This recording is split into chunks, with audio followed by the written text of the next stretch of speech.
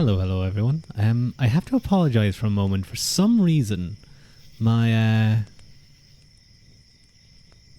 my VTube app doesn't seem to want to work. Oh, wait a minute. Hang on. I think it might be working now. Let me see. Ah, there I am. It wouldn't connect for some reason. I don't know why. It was very annoying. But it seems to be fixed at least. So we're all happy. We're all happy. Thank you so much to Lone Soul 6 for the follow. Very kind of you. Very kind of you. I hope you're all doing very well, by the way. Let me move myself over here. There we go. I'll move this over here. And excellent. Okay. So it's been a few days. It's been a few days. There you are. I was just about to say hello, Claire. Welcome in. Welcome in. It's been a few days, guys, unfortunately. I didn't want to leave, but my PC had other plans. She served me well so far, but she decided to, that she was upset with me for a little while. I'm not too sure why. And I'm still a little bit nervous about using the PC. If you guys hear me if I suddenly disappear, who's upset with you? My PC's upset with me. And hello, son, I'll be honest. Hello, my friend. Basically, I was playing a game and I was listening to a Momomo stream, having a jolly old time as usual. I think it was actually, I don't think it was a Momomo stream. It was, oh man, I can't, no, was it? I think it was a Momomo stream, yeah. Yes, I remember him talking. I remember his voice. And suddenly everything paused, everything froze, everything started stuttering in my little game. You're angry at the universe. You hate the demiurge. Okay. I wouldn't be too angry at the demiurge. He's kind of important in Platonic philosophy. Did you get rejected from another college? But my PC started stuttering, started going really bad, and then all of a sudden, it just died. It didn't die. It just shut off because my fans were going crazy. And this happened multiple times as I started on, trying to see if it was just an issue once or twice or something else. It's just, it was very annoying. It was very annoying, and I could see, like, I got CPU temperature warnings when I started up my PC one time, and then it loaded fully, and I checked like idle temperatures. You know, it's just sitting at the screen, and it's at like 80 degrees Celsius, and I was like, oh no, that's not good. That's not good. Even now, it's. I mean, I never really check how hot it's right. Ah, hello, Giltarn. Stop poking me in the face. Where am I? Oi! Where's my... Oi! Where's my toggles? Hang on a moment. What's going on here? Oh, there we are. Oh, it was because I had the settings open. Okay. So my CPU was going crazy. It booted up, but it was at like 80 degrees Celsius just idling.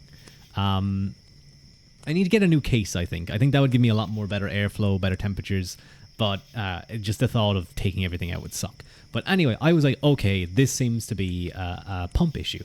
My Arctic liquid cooler, unfortunately, must have died or something. So I went through the whole process. I looked over some stuff, and it was still just falling apart. Hello, T. Hello, my favorite angel girl. How you doing? But yeah, PC died. Everything sucked. I was guessing it was the AIO, and things just weren't happy. How do I... Okay, there we go. I never mind. And then a few days later, I took it out and I just kind of dusted off the filters on the PC that I had on the fans, and I didn't do anything else. Like I kind of pulled it out, and I disconnected everything and I discharged electricity, I guess. And then I just kind of felt around the pump and stuff just to make sure there wasn't any leakage, because that can happen. AIOs can leak, and I'm a little bit nervous that could happen if it seemed there was a fault with it. But I plugged everything back in. I was like, okay, I'm just going to see if I can feel the pump, like,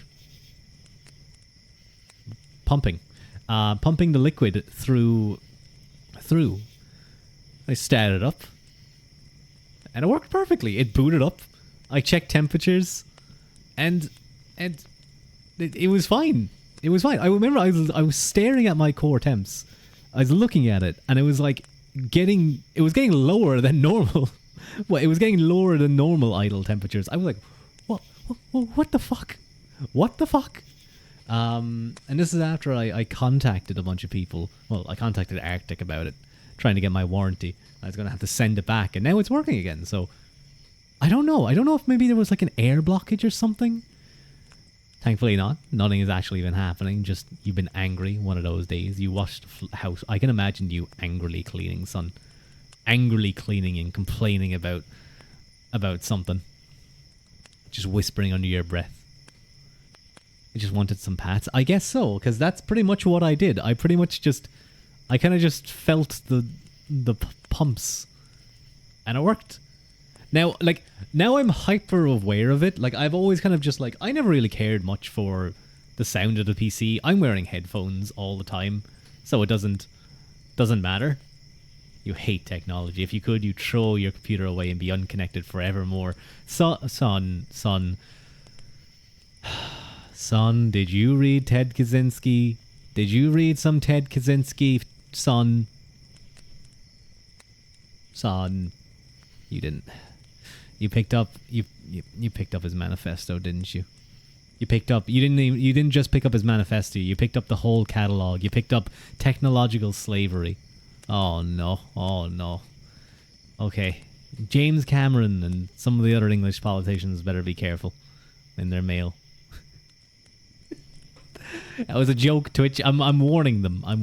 No, I'm not like threatening them. No, what? Let's move on from this joke before Bezos gets upset. Anyway, so yeah, now it's just working away, and who the fuck was I thinking of? James Cameron, David. David Cameron. Okay, look, the fact they have the same names and they're both incredibly famous. No, now I know why I said James Cameron. I was watching a video all about the Titanic. Not the Titanic, but its baby brother, Titan. That was the name of that submarine that exploded? Well, imploded, wasn't it? Yeah, that was fucked up. You were watching videos all about the Titanic yesterday. We are in sync, son. We're very connected. But yeah, everything seems to be working. I'm hyper aware of the noise of my PC now. Like, I'm hearing it going, and I'm really worried that it's going to go bad. It's going to like just explode on me. So if you guys hear me scream and there's a massive explosion right before the stream cuts off, that's why. And if I suddenly just disappear, it's either connection issues or my PC has exploded. And it didn't capture my scream of pain. There was not much left in that. You're watching a 3-hour video of someone walking around a photorealistic 3D recreation of the Titanic. But it had kind of a weird motion to it, so you got motion sickness. I don't think you would enjoy VR, son. I kind of want to get a VR and see what it's like. You tried eating a chocolate bar.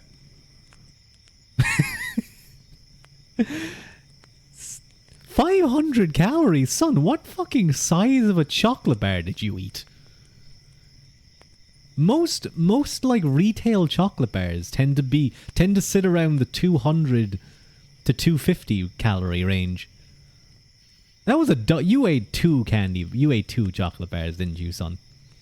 Like, even the high-end ones, like a double-decker or something, it's kind of easier on the motion sickness. Oh, that's good. You'll send me a picture of the chocolate bar? Oh, no, what did he...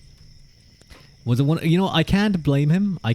Because, like, 2 weekends ago, I got a whole Toblerone from at least 2, if not 3. Yeah, I mean, some of them sit around, like, the high hundreds. Is it the 1 kilogram Toblerone? Wait, was that the... It's the Toblerones that you buy whenever you go... When you go...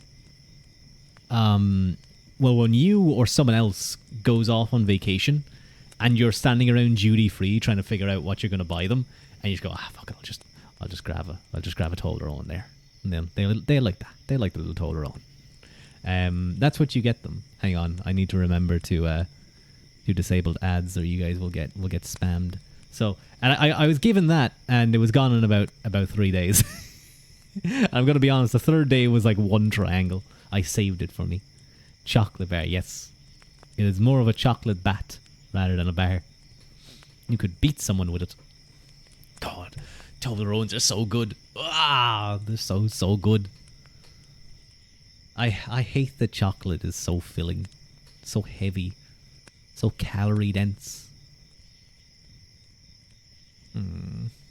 You've never eaten a Toblerone. What the fuck? I don't understand how. I mean, I can't even tell you. That's the unfortunate thing. I can't tell you, go buy a Toblerone from the shop.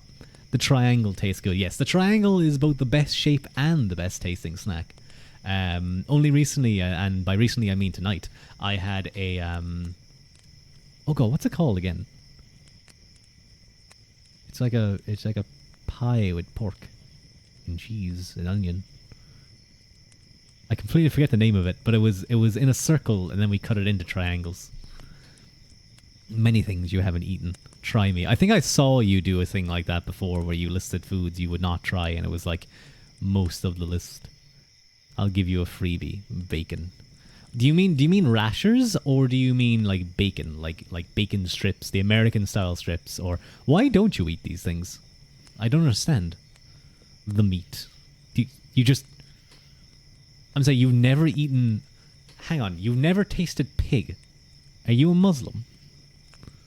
Because that's the only way I could understand you not having ham in any fashion.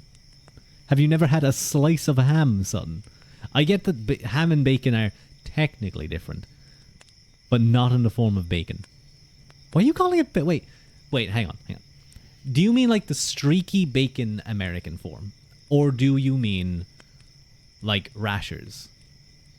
Because they're different things. They're from the same part, but I'll just assume you haven't had either. How? Like the breakfast is such a staple of like Ireland and Great Britain's cuisine that like each of the countries in that place all kind of have their own version of it. You have the Irish full breakfast, the English full breakfast, the Scottish full breakfast, the Welsh full breakfast. I actually have never heard of Welsh full breakfast. But you've also not had it. Okay.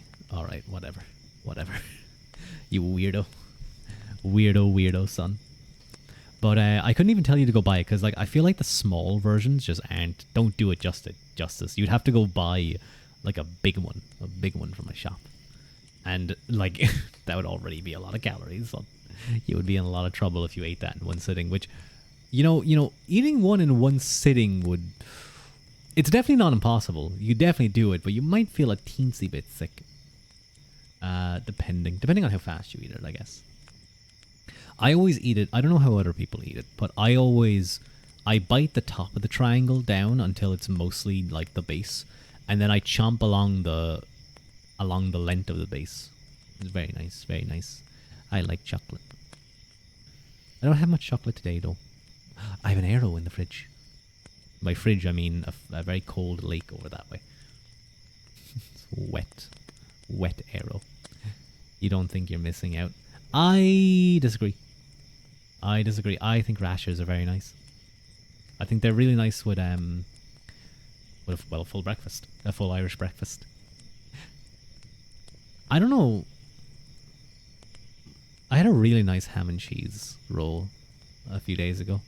I got it, and it wasn't like anything special. It was just a roll with ham and cheese, and I had it.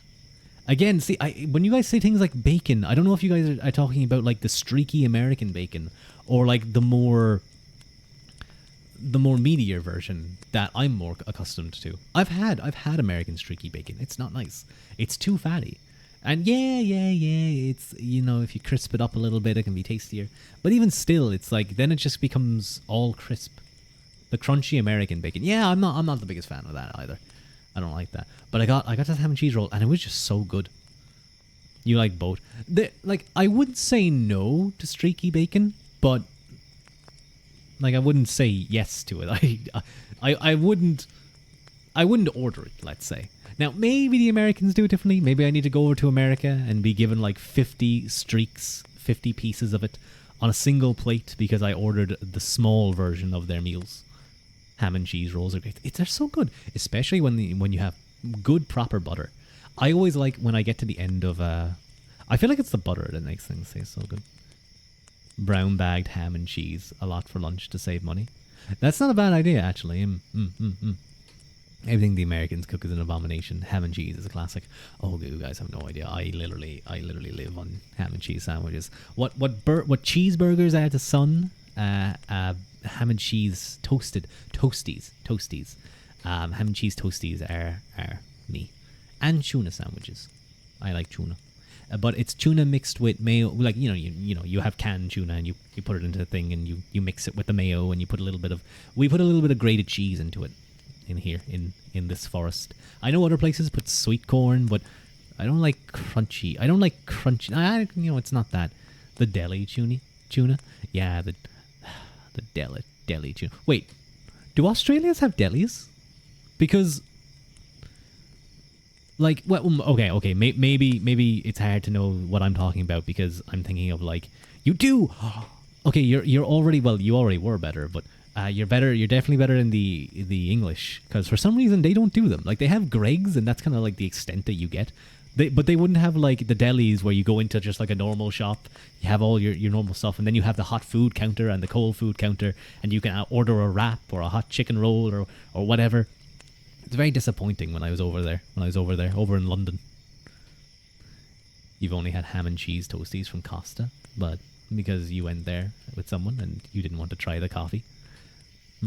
Well, I usually just have it. I like when I have one of those things that you it's like a hot plate, I guess, and then you have the thing you put down on top of it.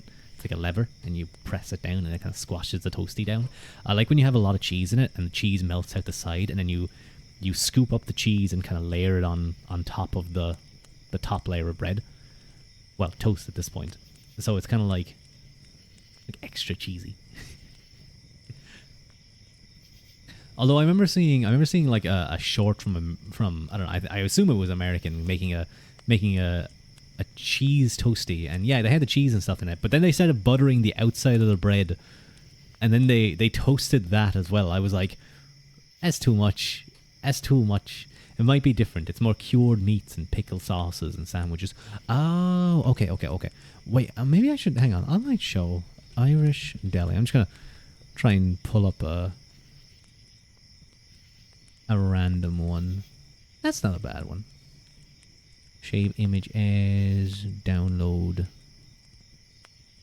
I always hate when it names things like images or download one. Irish deli. I need to name things. I can't just download things off the internet. I need it or at least somewhat named or organized. But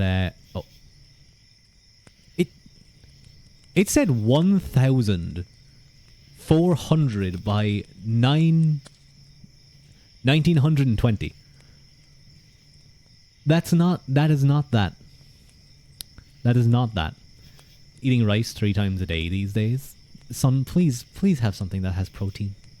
But this is okay. It's not very great. But this is like an Irish hot food counter. You'd also have probably like over to the left. You would have it's typically 3 types of chicken. So you have plain chicken, southern fried, and then spicy chicken. It's chicken breasts and breadcrumbs.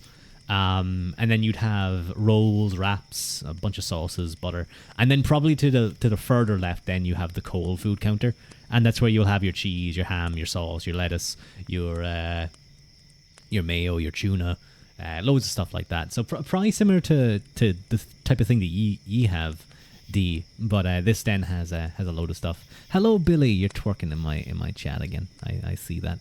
I see you twerking in my chat. How dare you? How you doing? How you doing, Billy? Wait, where's my... there it is. No, is that even what I want? No, I want... Yeah, that's what I want. Yeah. Okay, cool.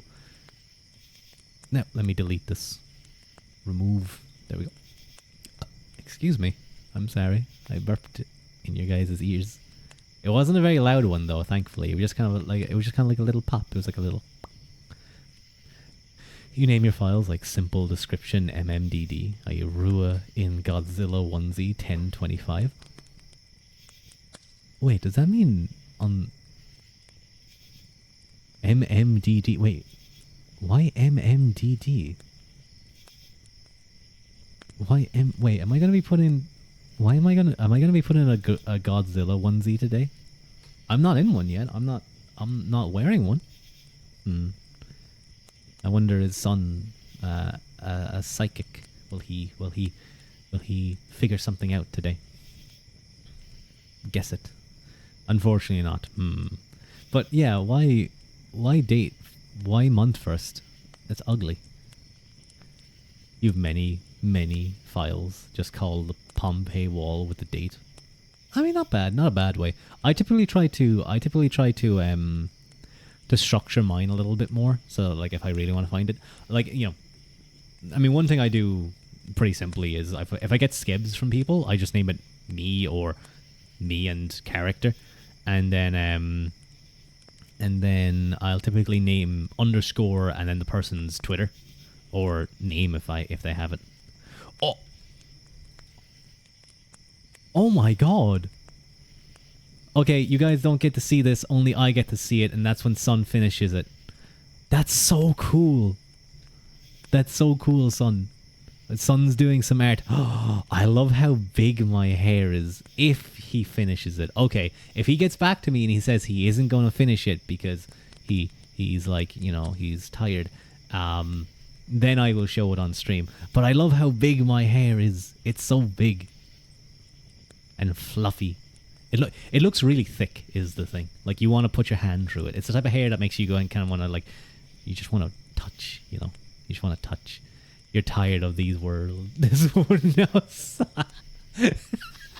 No.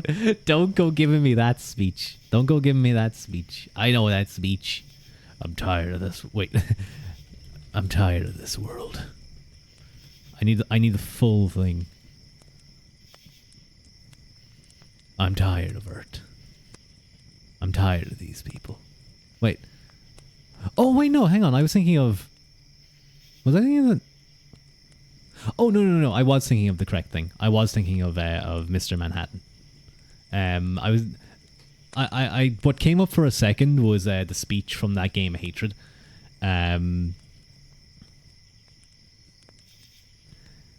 He doesn't say in a... He doesn't say it in a gruff. He has a soft, well-spoken voice. He does probably have a soft, well-spoken voice. No, I think I got in my... I think I got my wires crossed, and I was also thinking of Hatred. So my brain didn't think either one. It was very, very eepy. Oh, it was that type of chocolate bar. I just saw you sent that on. I've actually seen that image before, so that's not the first one of those chocolate bars. Fair enough. It was like one of the big galaxy ones. It was one of the big galaxy ones. You wish you could go to Mars and build random floating shapes. That would be pretty cool. Who knows? Maybe Elon will let you go there, and he'll give you like some cardboard boxes and some tape, and you can he just send you up there. We're sending mankind's first interplanetary visitor or traveler, Mr. Sun Albionus. He has not requested ways to survive or anything else. He just asked for some things he can make shapes out of. We wish him luck. He probably isn't gonna make it. Oh, I'm sorry, I hit you guys. Are you... my mic was moving really fast because I bumped it with my face, and then I put my face up against it, and I stopped it, and then I was like, I just like shoved my face into you guys. What a weird way. Because that's one of the weird things that happens with like chat becomes a persona, and obviously chat is a persona in the chat box, but also is a persona of the microphone. It's strange. I don't know if other streamers feel like that. Like if I hit you guys, if I hit the microphone, I hit you. What am I talking about? Anyway. I want to get back into the ASMR. I know it's been a little while, so I think this is a good example that my PC is going well if it's able to do all this stream and VTube and stuff. Now, if I was playing a game, would it explode? Maybe. He hits us. Maybe sometimes. But it's hitting with love. It's you can only grow stronger by adversity. And I'll give you that adversity. Punch, punch, punch. To be exiled from Earth. I think we've done away with exile these days. Not execution. Son, no. I was about to say you just have to annoy people enough, but like Socrates did that and he got killed. They had a feature in their society to ban him, to exile him, but no, they killed him. And just do that in every country. They just send you to some random island. You'd have to annoy the bugs there. But I want to get into the next part of Scipio Africanus's, the next part of B.H. Littleheart's biography of Scipio Africanus, titled Greater Than Napoleon. When last we left off, he had won a great victory over a similarly great general by the name of Hannibal Barca, and this was the Battle of Zama. And really, this was the battle that decided the Second Punic War. And both sides went head to head, and ultimately, Scipio Africanus came out on top.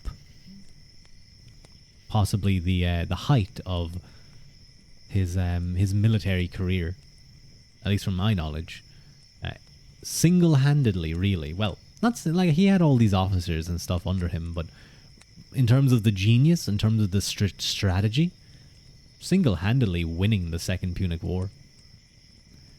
And then when they banish you to international borders, you also commit heinous crime against natural fish life. So the fish community demands you can't go there either. What if they send you underground? Are you just gonna... No, son, don't pick on the mole people. Don't pick on the moles. They're cool. Leave the moles alone.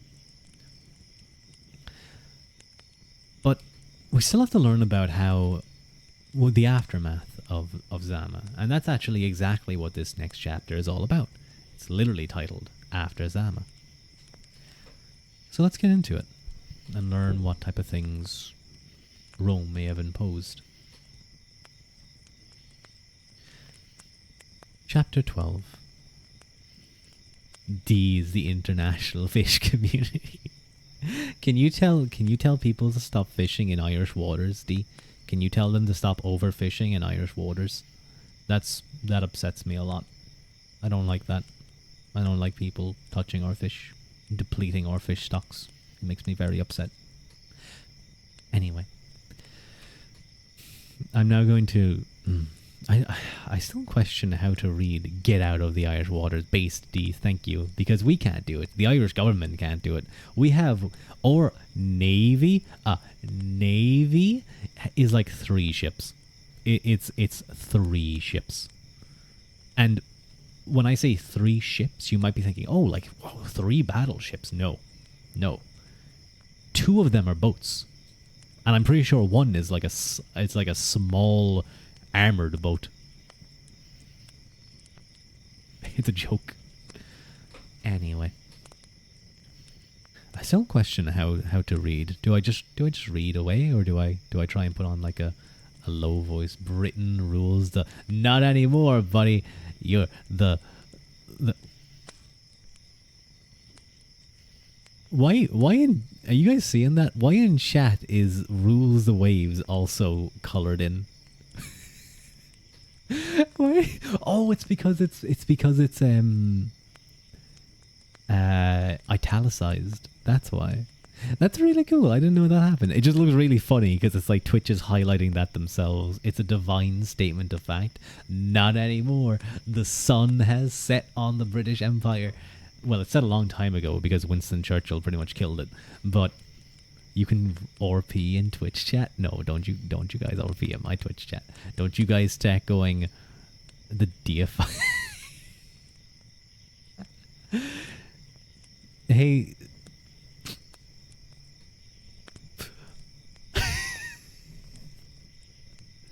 I shouldn't say this, but do you guys remember what date she died on? So, do you guys remember what date my birthday stream was on?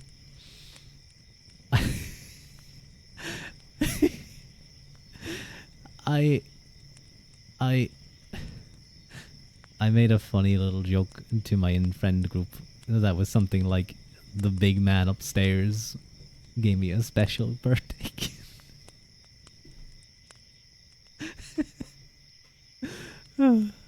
It was insane how long she lived, though. I thought she could possibly outlive me.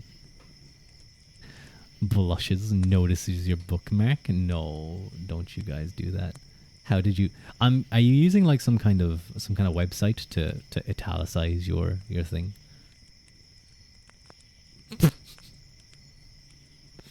This needs to cease, son. You need to cease.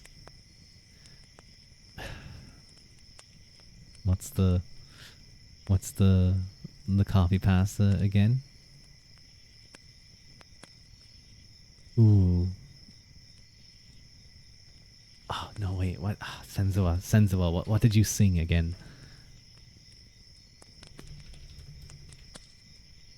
What? I turned a. Oh wait! I'm gonna do like 3 lines from this, but X-ray nozzles pounces on you. Ooh, you so warm. Ooh, couldn't help but notice your bulge from across the floor. Ooh, nuzzles your necky wecky tilde. Hee hee unzips your. I can't go any further than that. At that point, the noise, the lyrics start affecting my brain. I'm trying to read a history book, guys. Stop distracting me. You guys can RP in my. You cannot RP in my chat. Don't you dare. Anyway, let's get into the book. The completeness of the victory left no room for a strategic pursuit, but Scipio did not linger in developing the moral exploitation of his victory. Quote, concluding that he ought bring before Carthage everything which would increase the consternation already existing there, he ordered Gnaeus Octavius to conduct the legions thither by land, and setting out himself from Utica with the fresh fleet of Lentulus, added to his former one, made for the harbour of Carthage, and that was by Livy. The immediate move archived achieved its objective. A bloodless capitulation, thus crowning his 8 years' fulfillment of the law of economy of force by saving the costly necessity of a siege. A short distance from the harbour of Carthage he was met by a ship decked with fillets and branches of olive.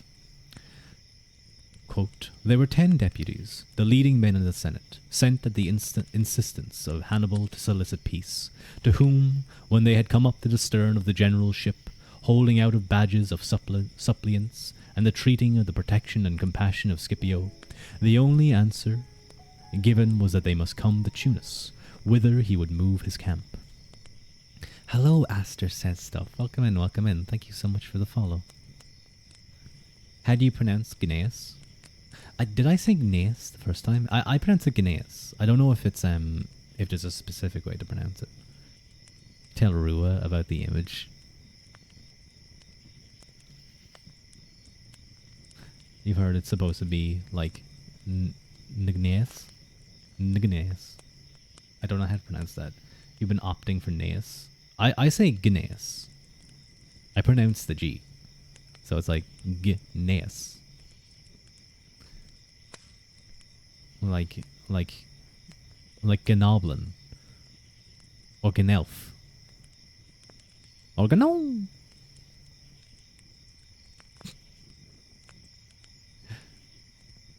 After taking a view of Carthage, not with any particular object of acquainting himself of it, but to dispirit the enemy, he returned to Tunis, and also recalled Octavius there.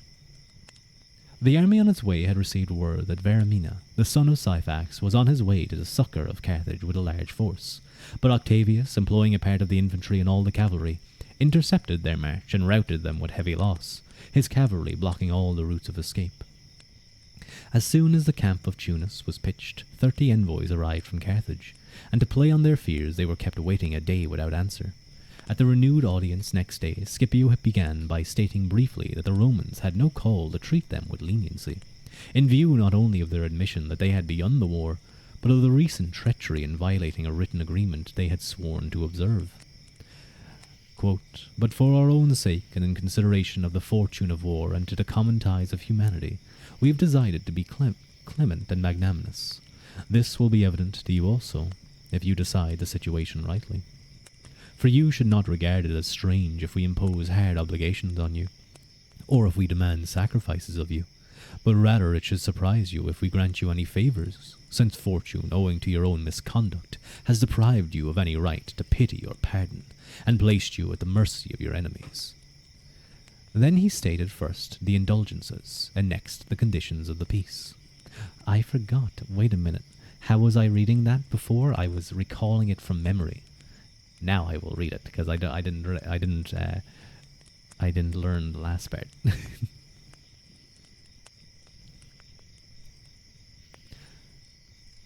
From that day onwards, the Romans would abstain from devastation or plunder.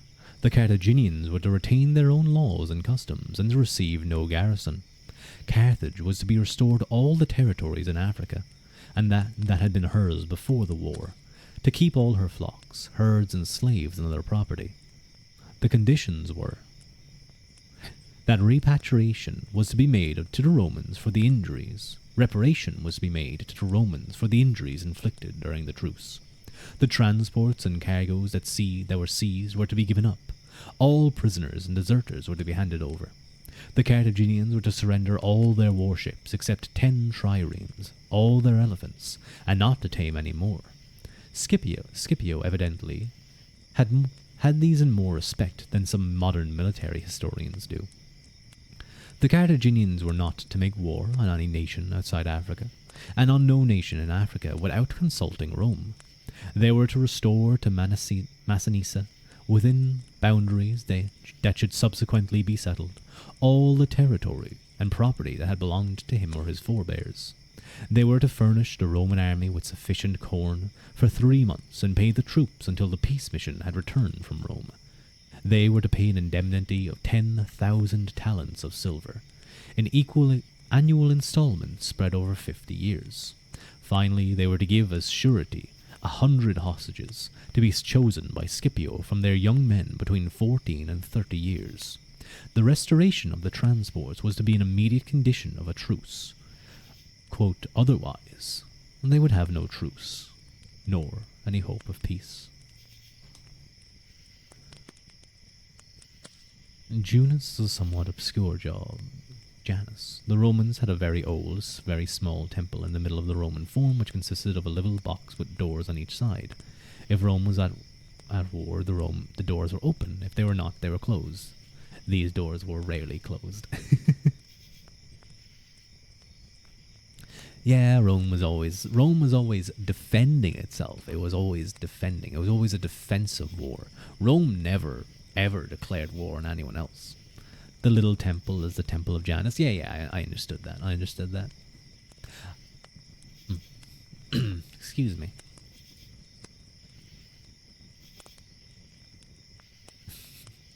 I always like these parts where BH Little kind of gives his own opinion on the modern day military historian.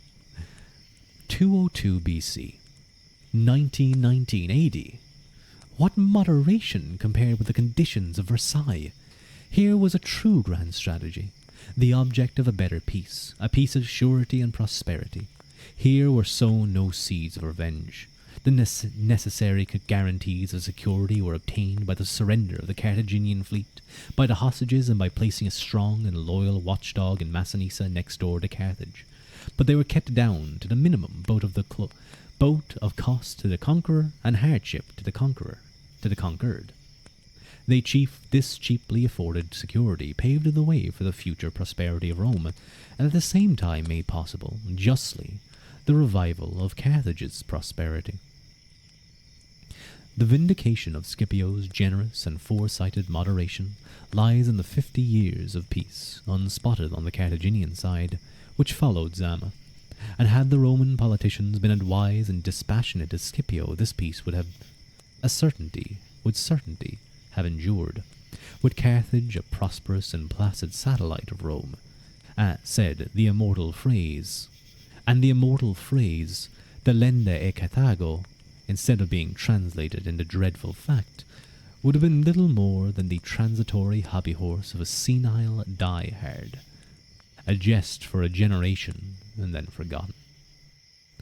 Moreover, had the execution of the treaty terms had been left with Scipio, there would not have been that malignant distortion of its clauses, whereby constant complaints, but no more, were wrung from a long-suffering state.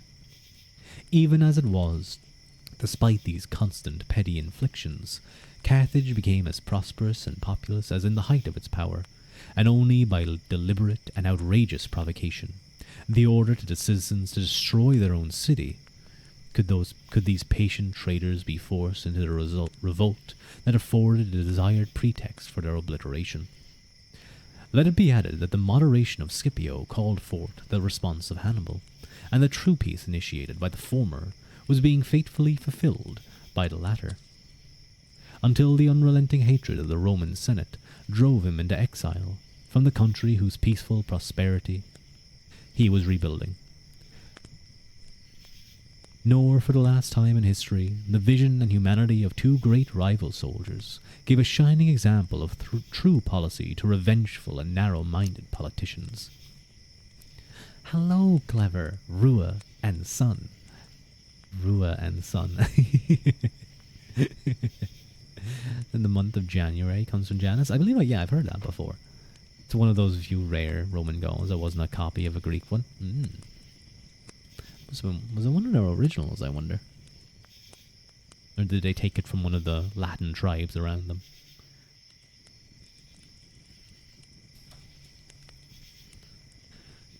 His envious and narrow political rivals in the Senate could not refuse to ratify his peace terms in face of his influence over the people, and were for the moment too conscious of relief of this happy ending of a ruinous and prolonged struggle. But as the memory of danger passed, and also of how narrowly they had escaped, these checks on their hatred would wane, and they could not forgive. Quote, the man who had disdained to punish more thoroughly the crime of having made Romans tremble. When Scipio had announced the terms of peace to the envoys from Carthage, they carried them at once to their senate. His moderation did not invoke an instant echo in an assembly that was coincidentally indisposed for peace and unfit for war. One of the senators was about to oppose the acceptance of the terms, and had begun his speech when Hannibal came forward and pulled him down from the tribune. The other members became irate at this breach of senatorial usage, whereupon Hannibal rose again and, admitting that he had been hasty, asked their pardon for this unparliamentary conduct, saying that as they knew, he had left at 9 years of age, and returned after 36 years' absence on more practical debating. He asked them to dwell rather on his patriotism, for it was due to this that he had offended against senatorial usage.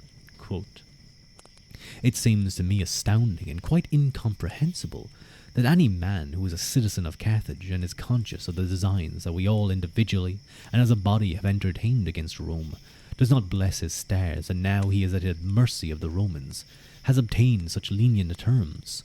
If you had been asked but a few days ago what you expected your country to suffer in the events of a Roman victory, you would not have been able to even voice your fears. So extreme were the calamities that then in prospect. So now I beg you not to argue the question, but to agree unanimously to the terms, and to pray, all of you, that the Roman people may ratify the treaty. There's a little note here.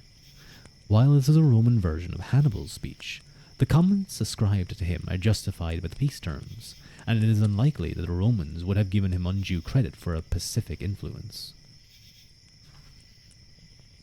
Ruadh, if you and I ever band together to start a solicitor company, we shall be called Ruadh and Son.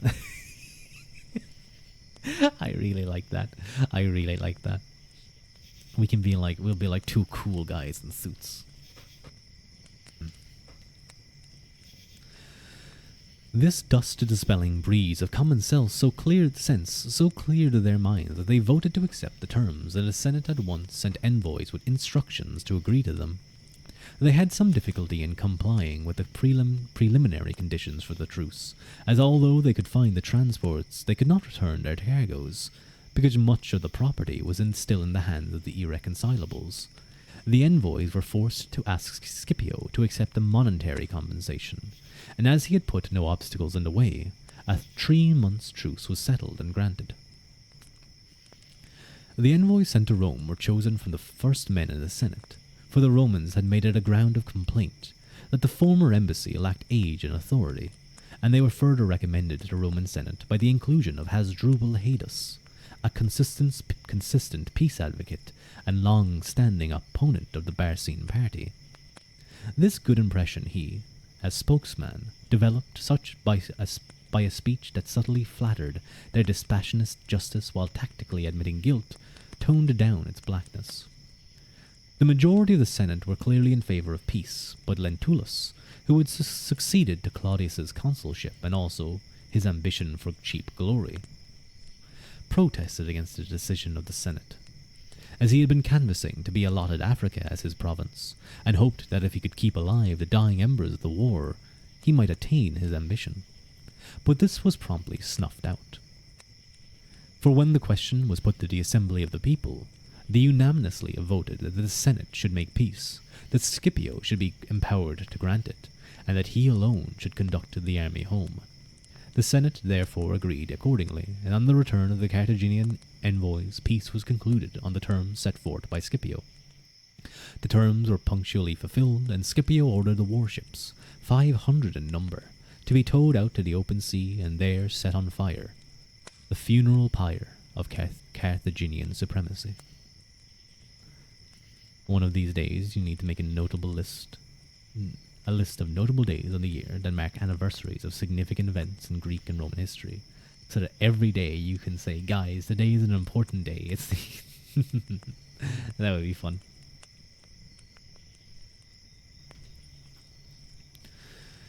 Scipio's enemies used in later years to insinuate that the moderation of his terms was due to his fear that harsher conditions might, by prolonging the war, force him to share his glory with a successor. As this vulgar motive has also been hinted at by some historians, it is worthwhile to stress two facts which utterly demolish the slander. First, the helplessness and passivity of Carthage from that time onwards. The second, the way the Roman people squashed all attempts to supersede him during this last phase. After Zama, when all Rome was wild with enthusiasm, no usurper, however pushful, would have stood the least chance of success. Before leaving Africa, he first saw Massinissa established in his kingdom and presented him with the lands of Syphax, delaying his own triumph in order to ensure the reward of his loyal assistance. Then, at last, his task accomplished, he withdrew his army of occupation and embarked them for Sicily. On arriving there, he sent the bulk of his troops on by sea, while he proceeded overland through Italy. One long triumphal procession, for not only did the people of every turn turn out to do him honour, but the country folk thronged the roads. On arriving in Rome, he, quote, entered the city in a triumph of unparalleled splendour, and afterwards distributed to each of his soldiers 400 asses out of the spoils. At this time, too, was born his surname of Africanus.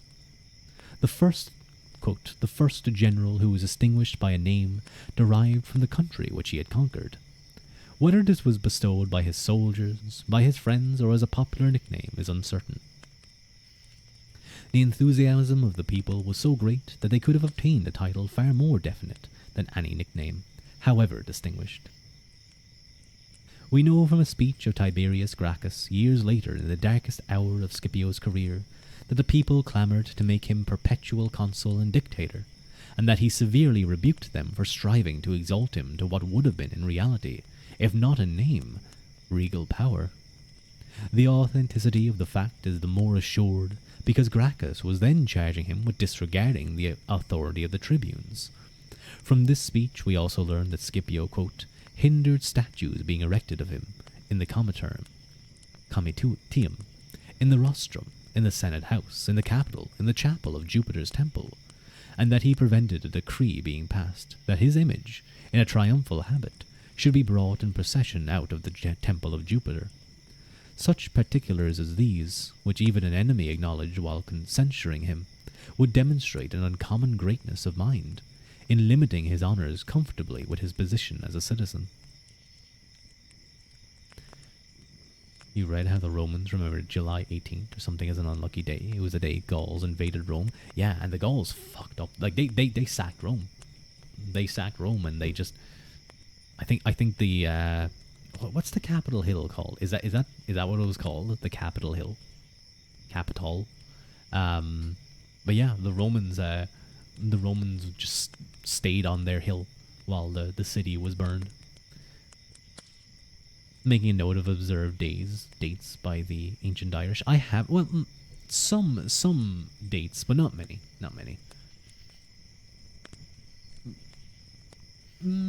Maybe. I could consider it. I mean, Halloween is coming up, and Halloween is literally All Saints Eve, which is born from, Irish history. They sacked your great grandmum. Hello, Sick of Mike. How much did you miss? You've mainly missed Scipio marching on Carthage and accepting their surrender and dealing out the terms for peace. And now you've just arrived into Scipio's return to Rome, and how he's being treated as a hero and being nicknamed Africanus. Apparently the first time that happened. I didn't know that. I did not know that Africanus was the first time they gave someone a name for conquering a place. But that's really cool. This week has been a ruleless week, but no longer. Yeah, my AIO, I think anyway, basically died for some reason. And my CPU was not a happy camper not being cooled for a couple of days. But then it started working again. So, I don't know, but it's nice to see you, Mike. It's nice to see you. Weird. It's very weird. Where were we? Ah, yes, here we are. Is there any other man in all history who has put aside so great a prize when it was not only within his reach, but pressed upon him? The incident of Cincinnatus, returning to his farm after accomplishing his mission as dictator, is immortal. Yet Scipio is not only paralleled but eclipsed it. Which was the greater test? For a simple tribesman to conform to the traditions of a primitive state, or for a highly cultured and ambitious man of the world to eschew the traditional kingship of a supreme civilized power? Compare again Scipio's action with the picture of Caesar reluctantly refusing, in face of the groans of the multitude, the royal diadem which was offered by pre-arrangement with his supporters. In assessing the world's great figures other than the definitely religious, we have tended to base our estimate mainly on concrete achievement and mental caliber, overlooking the moral values. The same lacked of balance between the three spheres which have been remarked in the conduct of policy in peace and war. Even that test of achievement has been based on quantity rather than quality. That of Caesar's work is known universally, and Scipio, little more than a name to the ordinary educated man, is a curious reflection on our historical standards. For the one inaugurated the world dominion of Roman civilization, the other paved the way for its decay. He is, it appears Little Heart is very much a man who views the coming of the empire as a negative. Germanicus is another common title among Roman generals. Yeah, they were all named Germanicus because they could never conquer all of Germany. They kept getting far, and then they'd lose like 5 legions in a forest. Ooh, what is this? Ooh, there's a map of the Mediterranean world. Let's take a look at that map, because you guys know, in this place we like maps. Where is it? I need to go to my Twitch file. I need to go to my reading images. Scipio Africanus, and then there it is. Oh no, it's kind of blurry. Okay, Okay, I will read out. It's just a map of the Mediterranean world, and the crisscrossed section is yeah, you can kind of make it out. You can kind of make out the crisscross section in comparison to the line version, the line territory, and it says territory under Roman control, circa 210 BC, when Scipio was appointed to command. So all the way back when they were being hammered in Spain. And the dashed territory is the territory under Roman control at the end of Scipio's career. And of course, you guys might be wondering, what do you mean you can? Now, it's kind of spoiling a little bit, because if you notice over there, they also control all of Greece and a lot of Turkey, a lot of Asia Minor. Wait, is that Asia Minor, or is Asia Minor the little landmass that... I think that's, yeah. It is kind of spoiling a little bit. It is spoiling a little bit, so hopefully we will learn about the battle of for Greece against Philip the Fourth of Macedon. Extraordinary as is the nobility of mind which led Scipio to this self-abnegation, it becomes yet more so in view of his age. It is conceivable that a man in the last lap of life might have gained a philosophical outlook on the prizes of ambition, and spurned them for experience of their meretricious glitter. But then a man who at the early age of 35 had scaled the Himalayan peaks of achievement and fame should do so is a miracle of human nature. Little wonder that his countrymen gradually turned from adulation to petty criticism. Little wonder that historians have forgotten him. For such loftiness of mind is beyond the comprehension of ordinary men. And ordinary men hate what they cannot understand. Wait. I should not have an ad coming in. I turned off the ads. Yes, I did. I think Twitch is just getting confused. You missed your question from earlier about ancient festivals. Oh, were you talking about I mean, yeah, you have like Lunasa, you have Samhain, or Iha Samhain, which is Halloween, and they're all festivals and stuff. I mean, a lot of Irish, like, we would know some of them, but I mean, a lot of our big ones are Irish holidays, or not Irish, are Catholic holidays.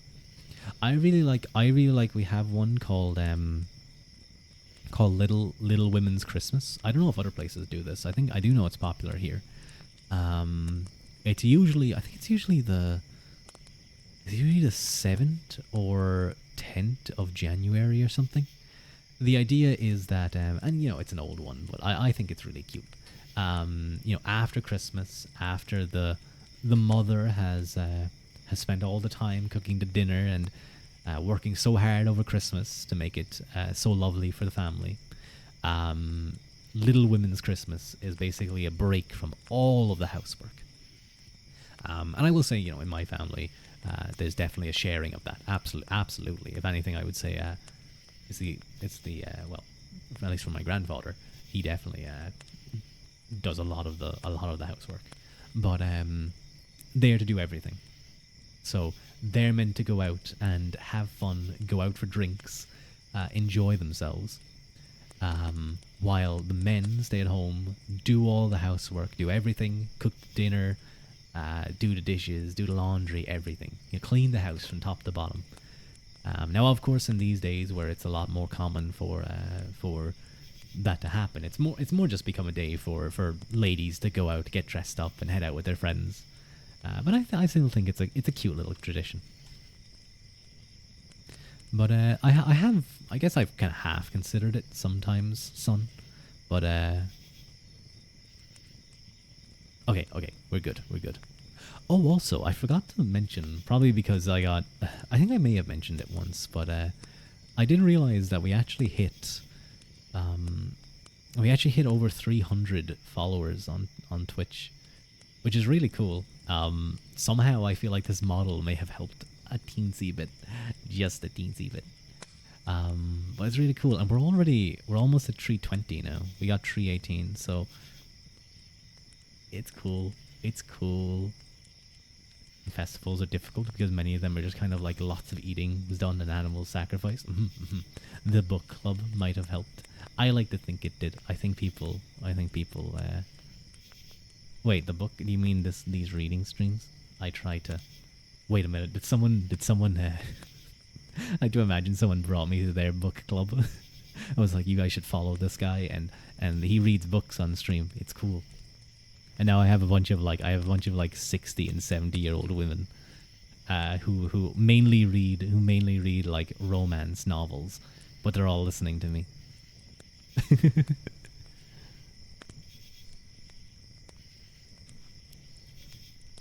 Chapter 13.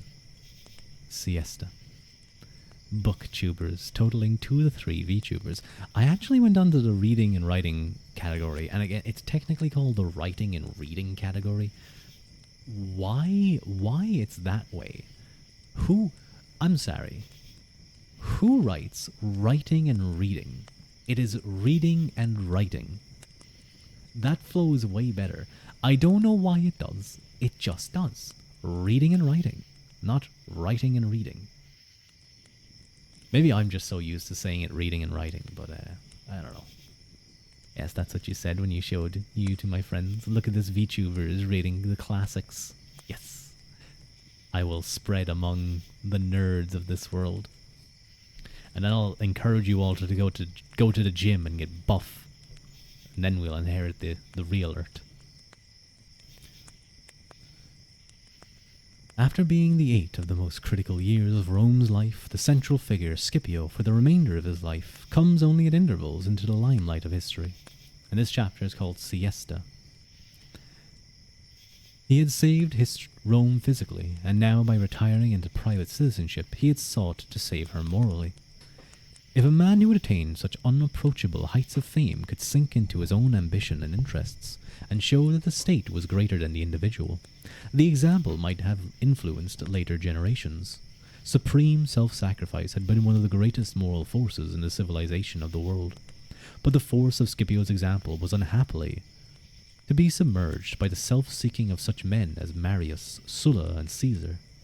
To trace the latter and longer part of his career is difficult. The curtain is raised only on a series of brief scenes. We hear of him concerned with the resettlement of his soldiers. To each of his Spanish and African veterans is allotted land in the proportion of 2 acres for every year's active service.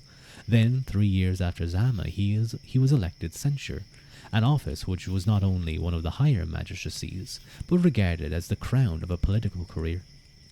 As the title implies, the censors, 2 in number, conducted the census, which was not merely a registration but an occasion for checking the conditions of public and private life. It was then the censors issued edicts concerning the moral rules they intended to enforce, then that they punished irregularities of conduct, and then that they chose fresh members of the Senate. The censors were immune from responsibilities for their acts, and the only limitation was that re-election was forbidden, and that no act was valid without the assent of both censors. Scipio's period of office seems to have been remarked by unusual harmony, and by a clean sheet as regards punishments. A rule and logic of words like that, you forgot the logic, but there's probably a good reason explaining why reading and writing is the correct order, because it definitely is. Rome's early restraint in the Republic, strong leaders not becoming kings, is admirable, not matched until the time of George Washington. Yeah, George Washington said no to becoming a king, or like he could have probably would have turned the whole country in and of itself, though.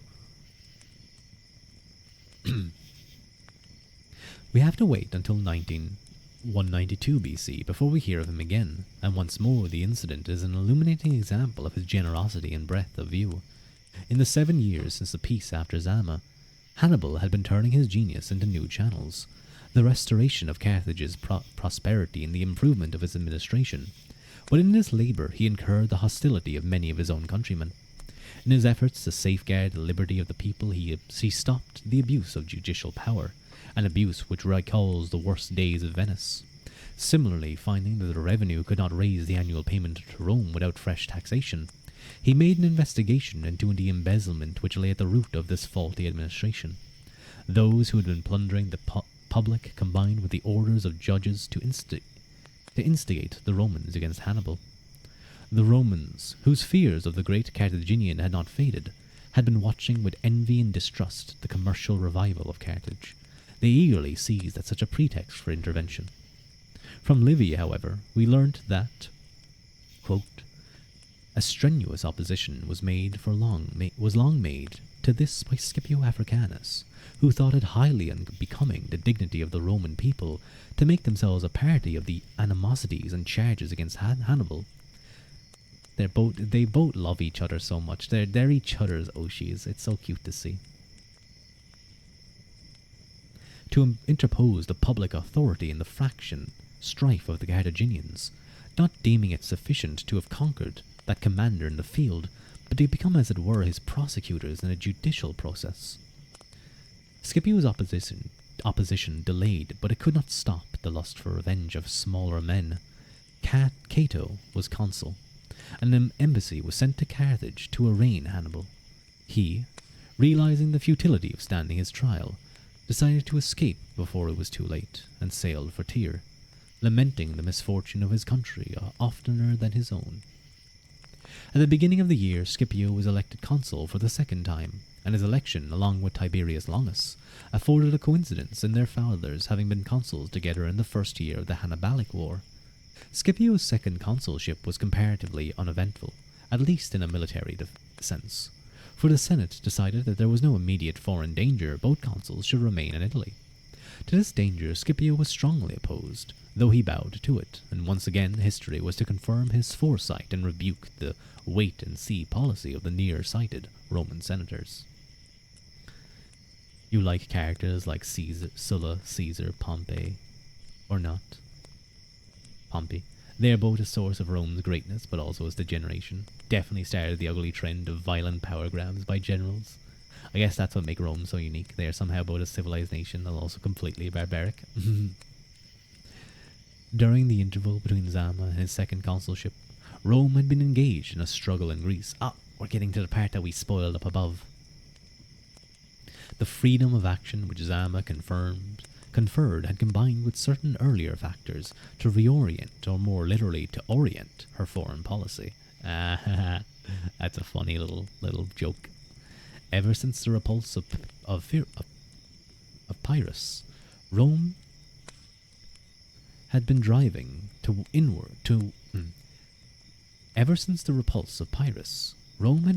towards an inevitable contact with the Near East. Here the three great powers were the empires into which after Alexander the Great's death, his vast dominion had been divided. Macedon, Egypt, and Syria, or as it was then termed, Asia. Rome orientated their foreign policy. Har, har, har.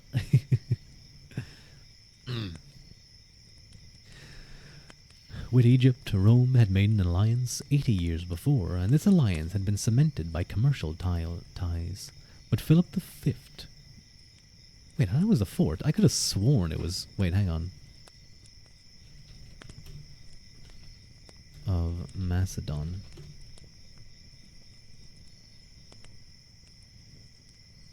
Maybe I was wrong. Maybe it's Philip IV. No, yeah, I guess it has to have been Philip V. Because, oh my god, I'm so dumb. I kept saying Philip IV.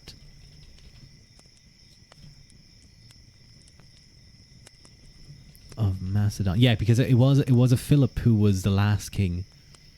Yes, I feel dumb now. I kept saying Philip IV because I just had that in my mind for some reason.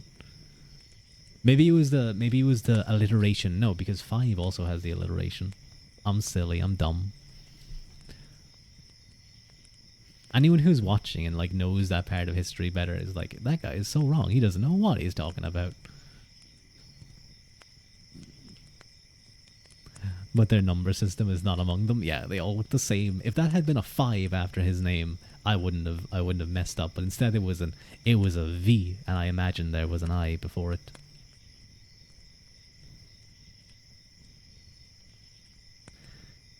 Where were we? But Philip V of Macedon had aligned himself with Hannibal, and though his help was verbal rather than practical, the threat of an attack on Italy had driven the Romans to take an offensive action against him.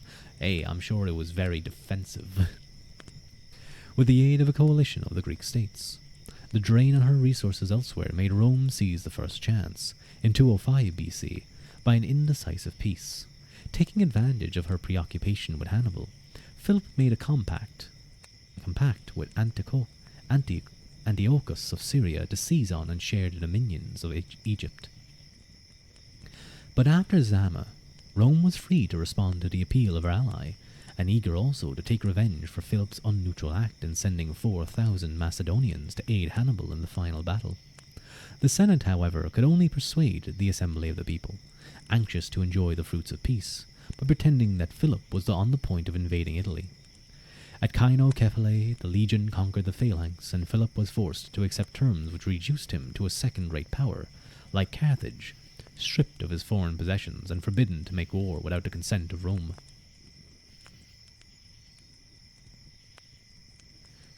The Roman Senate did not realize, however, that this removal of the Macedonian danger made war inevitable with Antiochus of Syria. For the tide of Roman dominion clearly threatened his own submersion sooner or later. Rome had in effect swallowed first Carthage and then Macedon, and Antiochus had no liking for the role of Jonah. The Mediterranean world was too small to hold them both. The Antiochus, inflated with his own grandiloquent title of King of Kings, decided to take the initiative and enlarge his own dominions when the opportunity was good. In 197 to 196 BC, he overran the whole of Asia Minor, and even crossed into Thrace. Wait a second. What's the matter? What's the matter? Is Ruadh's top clip of the OR8? Did you? Is that my top clip? No, why is that my top clip? No. Oh, no.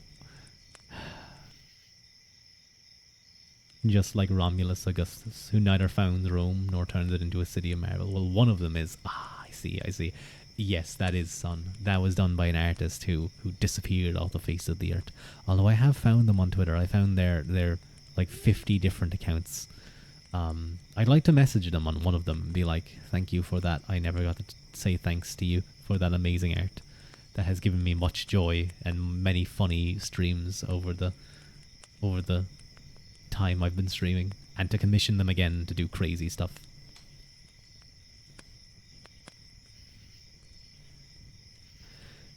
Greece was obviously her next objective, but the Romans could not see this, though Scipio did. In a prophetic speech, he declared that, quote, there was every reason to apprehend a dangerous war with Antiochus, for he had already of his own accord come into Europe, and how did they suppose he would act in future, when he should be encouraged to a war on one hand by the Aetolians, avowed enemies of Rome, and stimulated on the other by Hannibal, a general famous for his victories over the Romans. For Hannibal had recently moved to the court of Antiochus, but the Senate, acting like the proverbial ostrich, rejected this advice, and decided that not only should no new army be sent over to Macedonia, but that the one that was there should be brought home and disbanded. Had Scipio been allotted a Macedonia as his province, the danger from Antiochus might have been nipped in the bud, and a subsequent invasion of Greece prevented. Politically, the main feature of his year in office was a wide extension of the policy of settling colonies of Roman citizens throughout Italy, a safeguard against such a dangerous revolt of the Italian states as had followed the invasion of Hannibal. Scipio himself enjoyed the honour of being nominated by the censors as Prince of the Senate, an office which, apart from its honour, had greater influence than that of the President, which it had replaced. For the President's functions were limited to those of the modern Speaker, whereas the Prince of the Senate could express his opinions as well as presiding. The only serious hostilities during this war were in northwestern Italy, where the Insubrian and Ligurian Gauls and Boii had made one of their periodical risings, Longus, the other consul, whose province it was, moved against the boy. Finding how strong and determined were their forces, he sent post-haste to Scipio asking him if he thought proper to join him. The Gauls, however, seeing the consul's defensive attitude and guessing the reason, attacked at once before Scipio could arrive. It is evident that the Romans narrowly escaped a disaster, but the battle was sufficiently indecisive for them to retire unmolested to Placentia on the Po, while the Gauls withdrew to their own country. I will never understand strange Korean artists who have names consisting of a bunch of numbers and all they post are some gotcha games in their morning breakfast and then vanish into thin air every now and again. They're also some of the best artists in the world, apparently, for some strange reason. Boy, my beloved, against the boy. President, is that an ancient title, or is that one of those cases where the author modernizes military and government titles? I actually have no idea. I was kind of thinking the same. Prince? President? That seems odd. But he didn't include any references to some other titles, so I don't know. Maybe look it up. Maybe we'll look it up later about Scipio and see what that was. The sequel is obscure, though some writers say that Scipio, after he had joined forces with his colleague, overran the country of the Boii and Ligurians as far as the woods and marshes allowed him to proceed. In any case, he went there, for it is stated that he returned from Gaul to hold the elections. One other incident of his term of office was that, on his proposal, the senators were for the first time allotted reserved and separate seats at the Roman games. While many held that this was an honour which ought to have been accorded long before, others opposed it vehemently, contending that, quote, every addition made to the grandeur of the Senate was a diminution of the dignity of the people, that it distilled class feeling, and if the ordinary seats had been good enough for 528 years, why should a change be made now? Quote, it is said that even Africanus himself at last became sorry for having proposed that matter in his consulship. So difficult it is to bring people to approve of any alteration to long-standing customs. He used it for, it was apparently a term of office in the Senate, where they effectively were speakers, so kind of like the Speaker of the House. They preside over things. They allow certain people to argue back and forth. Oh, you got automated, ha ha ha ha ha ha ha.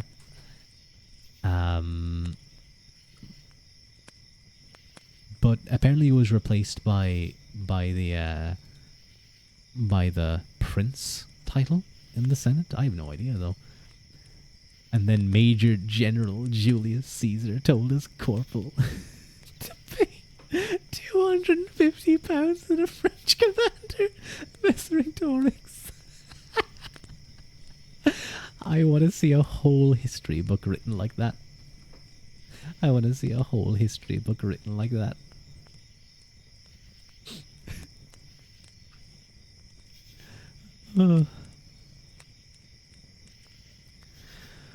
All very petty, and yet Scipio's good-natured consideration for the comfort and dignity of others, they could not enhance his own, may have contributed to weaken his old influence with the people, who had been his support against the short-sighted senators. After the election of his successors, Scipio retired once more into private life, instead of taking a foreign province as retreating consuls as often did. This circumstance has led one or two of the latter Roman historians to search for a motive.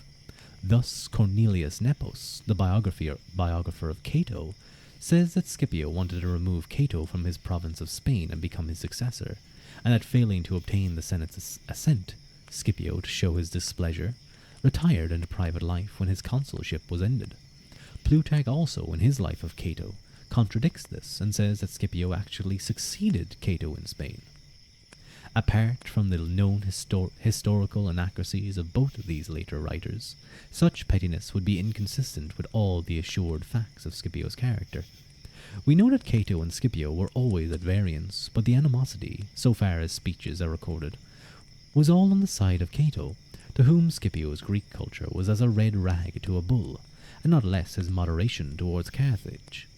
The man whose parrot cry was Delenda e Carthago, fit ancestry of the yellow past, of the yellow press could not brook the man whose loftier soul and reputation stood in his way, nor his narrow spirit rest until he had brought about the destruction both of Carthage and Scipio.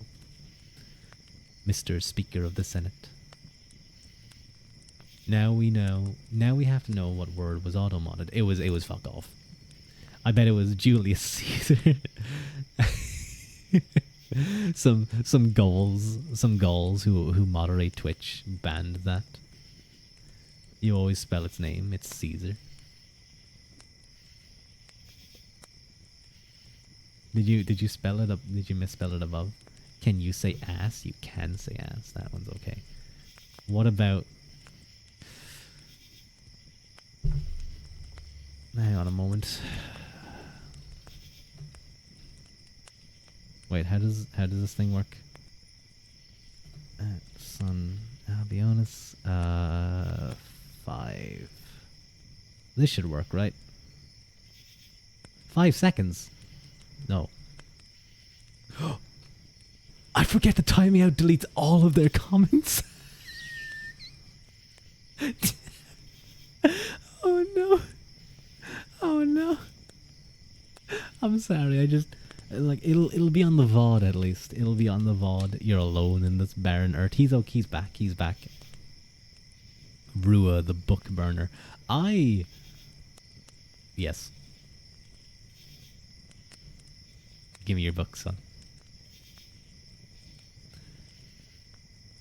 Where were we? Ah, yes. Unfortunately, there were external facts which demolished the statement of both. Oh wait, no, hang on.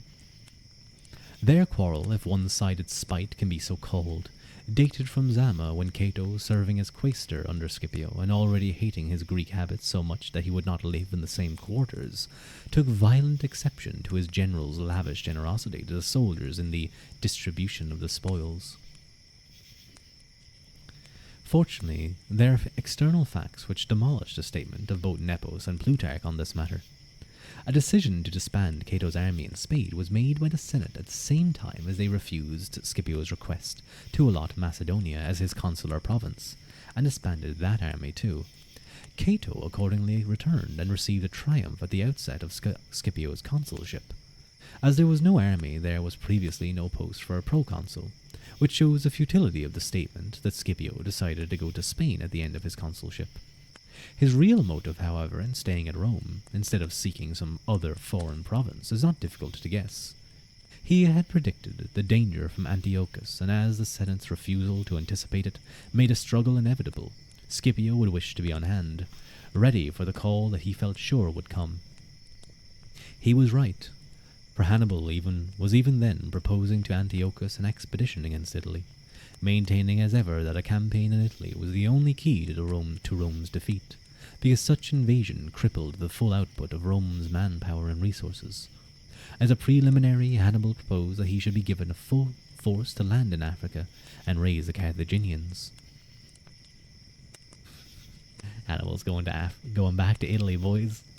It's march. This time he's gonna march through what's the mountains of northern of the Balkans. He's gonna he's gonna march around the other side of the Alps.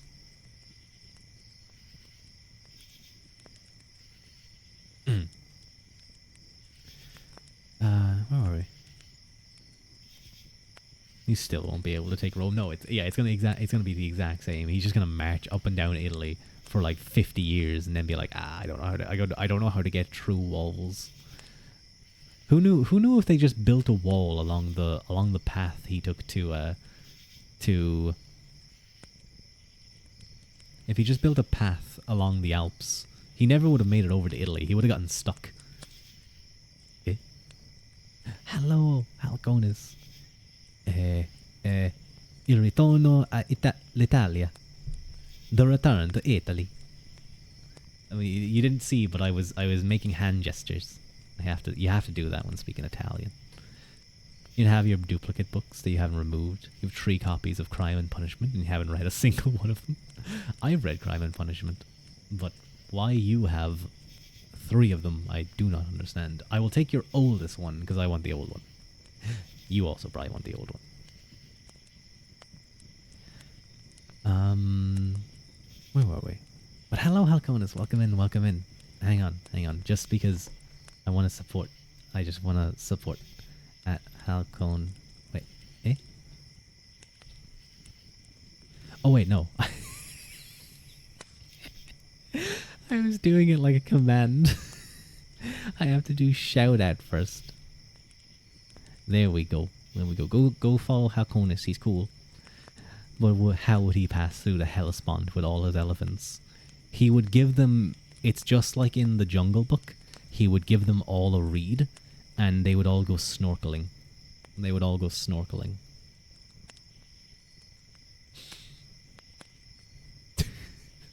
So dumb. You could build a bridge? No. No. He's gonna put a reed in all of their big long snouts, and they're gonna go for a snorkel across the Hellespont. And then what's gonna happen is there's gonna be so many elephants that they'll make a bridge across the Hellespont, and all his soldiers will hopscotch over the Hellespont. I'm a military genius, by the way. If I was here, man, let me tell you, if I was at Zama, things wouldn't have gone down that way. Things wouldn't have gone down the way they did. Submerifence, yes.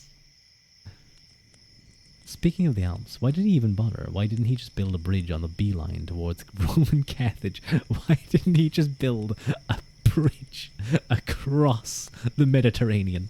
Is he stupid? Is he dumb? Why didn't he just fly a plane over there?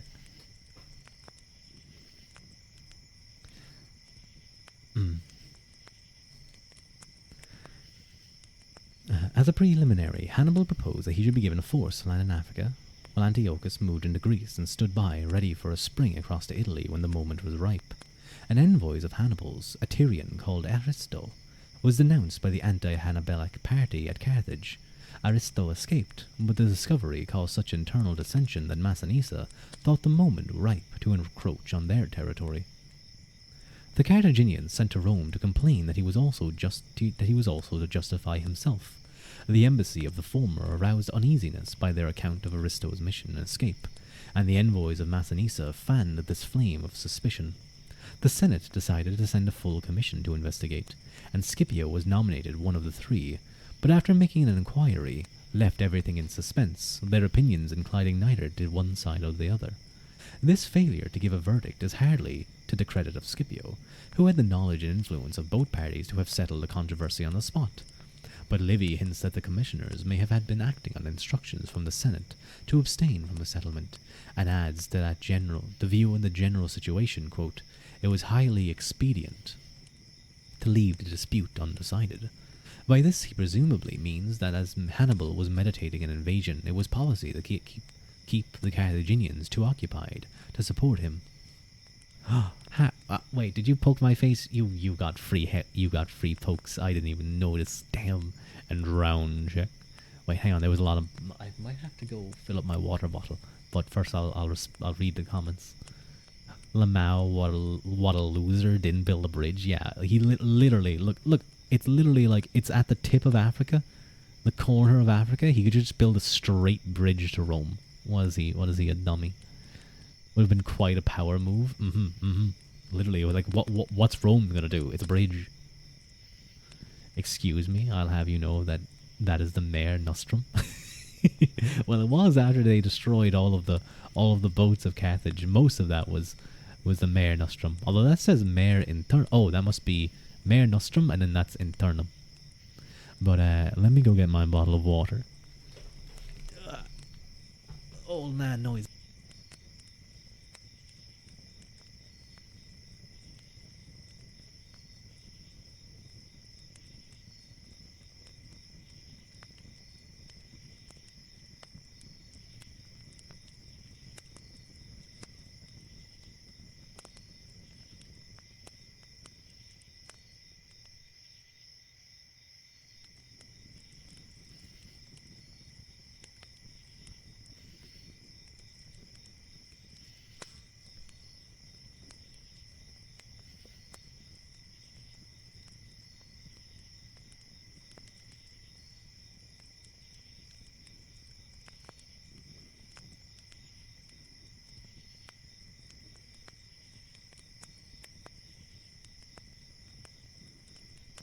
I was I came in, I saw I got picked up by the camera, and I tried to do like a little dance and like was kind of juking side to side, and it didn't work as well as I wanted it to.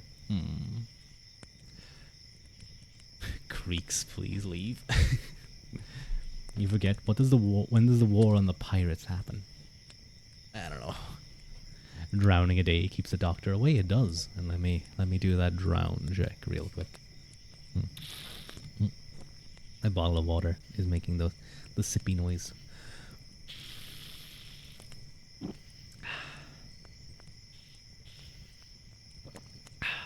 My little sippy cup.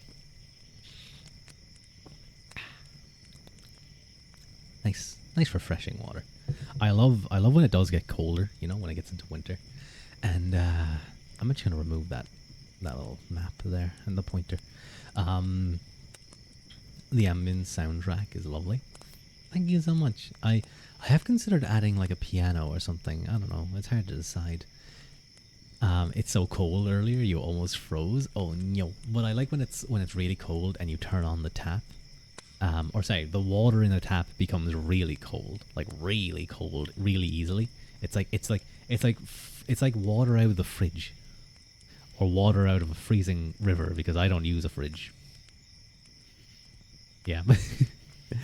another hydrate. I will not drink anymore.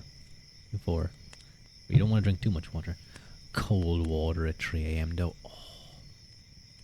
Oh, you know what I would do when I was sick. Well, I typically do it when I was sick because, like that would just be the case. But I'd have a bottle of water, and I would you'd fill it up about 3/4 of the way, put it into the freezer, and then take it out at night when you're going to sleep. You might want to put it into a dish because it will, you only fill it up most of the way because ice expands and it could explode your bottle. You can put it into a little dish to make sure there's no runoff water. But if you like wake up at night and you're kind of like sicky, you can do this anytime anyway. You will have a still melting block of ice as a drink, and it's like the most refreshing thing at night. Oh, so good. Do you get? I don't have the. I can do the Undertaker thing. Do you guys know what that means? That the thing with the eyes. It doesn't work on this model. Wait, actually, no. I was about to say it technically does, but that's my pupils. I cannot roll my pupils back, but I can roll my eyes right back to my head. It's weird. See my brain. There are a lot of solo pieces for different instruments that could be well suited for background music. Yeah. I definitely want to try and find some pieces to use. You know, a YouTuber who did his own background music with his electric car. Ooh, very nice. You like chomping on ice, so that will probably be gone by the time I go to bed. Ice chomper based. I love chomping on ice. It's the worst in like a pub when I get a drink with ice in it, and like everyone's there drinking their beer or whatever. I'm done with my whiskey. I just start sipping on the ice cold water, and then I start crunching on the ice. It hurts your teeth, but it's so good. Be careful of your teeth, Haru. You see your brain, and it is small. It's aerodynamic. Now it might be inside of a skull, receiving no benefit to being aerodynamic, but it's aerodynamic, and it's compact. It's a very powerful small brain. It's all jelly in there. Ooh, we scoop it out. I thought of like scooping out the jelly brain and eating the jelly brain, and then that made me think of like Halloween, because like you see things like that, like, and I got scared there's only a dot in your head. Yeah, I've seen inside Haru's skull. I've peered through her ears in ASMR, and it's very empty in there. It's very echoey. You can go like Haru, and you'll hear it bounce around her skull. It goes like Haru, Haru, cool. But it's a library waiting to be filled. Yeah, with my books. But I was walking down the road, and you see all the Halloween decorations going up, and I actually got scared by one. Well, I got kind of momentarily shocked by one because I was walking down, and I hadn't seen many of them up. I was walking up. I kind of looked up, and I was looking at like a kind of part of the roof was hanging past the door, and I guess I saw it through like a bunch of leaves and trees. But I kind of looked at it and looked away, and then I kind of did like that little kind of jump, because I looked at it and it looked like a giant bat was. To me, that's what it was. It was a giant bat that was hanging from the overhang of this roof. I was like, and then I looked closer, and it was exactly, Mike. It was a dollar store Halloween decoration. It was a skeleton. Well, like it was like a thing draped in a black cloak. It was kind of more of a brown, like very dark brown. But it just like momentarily, I thought there was a giant bat, like a giant human-sized bat, hanging off this hill, hanging off the edge of that in broad daylight. I was like, what the fuck? And then like a half a second later, I was like, oh. And then I very quickly walked forward and hoped no one saw. That was embarrassing. It was a little bit. Wait, no. Which one is it? This one. It was embarrassing. I felt silly. But let me keep reading and move past my embarrassingness. Where were we?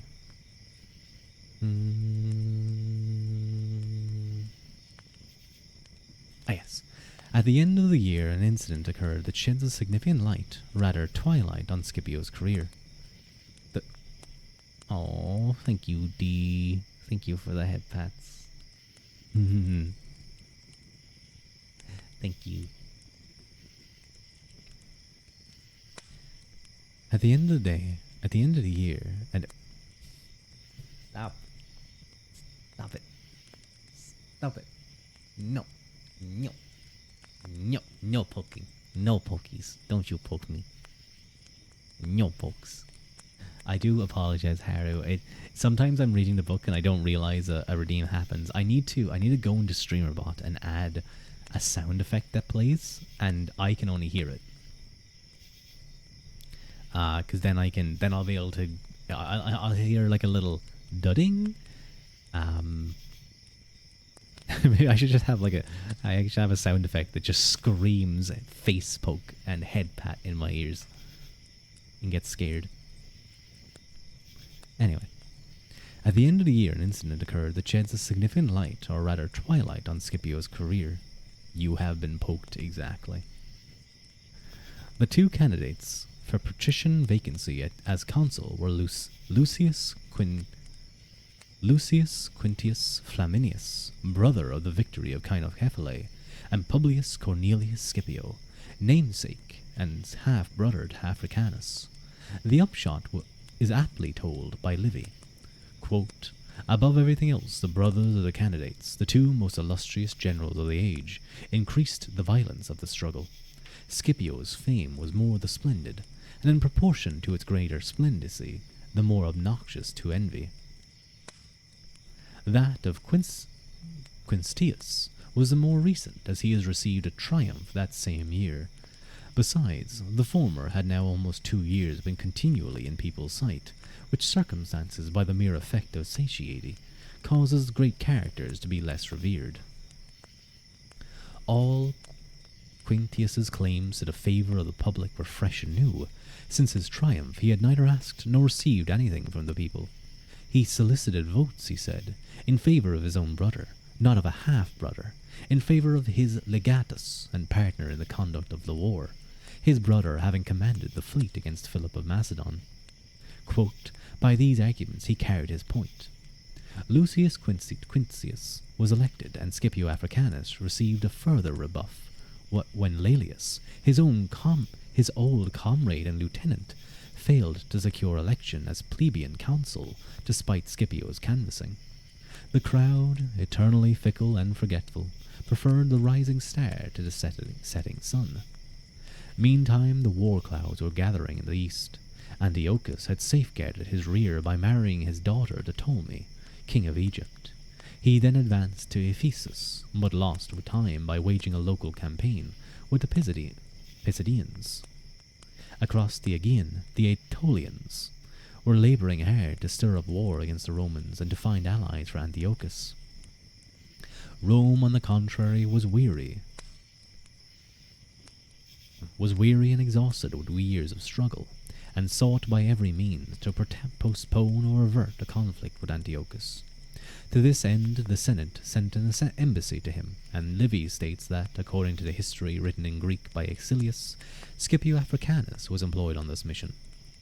The envoys went to Ephesus, and while halting there on their way, took pains to procure, quote, frequent interviews with Hannibal, in order to sound his intentions and remove his fears of danger threatening him from the Romans. These meetings had the accidental and indirect but important consequence that the report of them made Antiochus suspicious of Hannibal. But the main interest to us is these interviews, assuming that Acilius's witness is reliable, is the account of one of the conversations between Scipio and Hannibal. You guys might like this, if I know the one it is. I looked a little bit ahead, and it is the one. I love this story, whether it's true or not, and I like to believe it's true. One of the conversations between Scipio and Hannibal. In it, Scipio asked Hannibal, quote, whom he thought the greatest captain. The latter answered, Alexander, because with a small force he defeated armies whose numbers were beyond reckoning, and because he had overrun the remotest regions, merely to visit which was a thing above human aspirations. Scipio then asked to whom he gave the second place, and Hannibal replied, to Pyrrhus, for he first thought the method of encamping, and besides no one ever showed such an exquisite judgment in choosing his ground and disposing his posts, while he also possessed the art of conciliating mankind to himself to such degree that the natives of Italy wished him, though a foreign prince, to hold sovereignty among them, rather than the Roman people. On Scipio proceeding to ask whom he esteemed the third, Hannibal replied, myself, beyond doubt. On this Scipio laughed, and added, what would you have said if you had conquered me?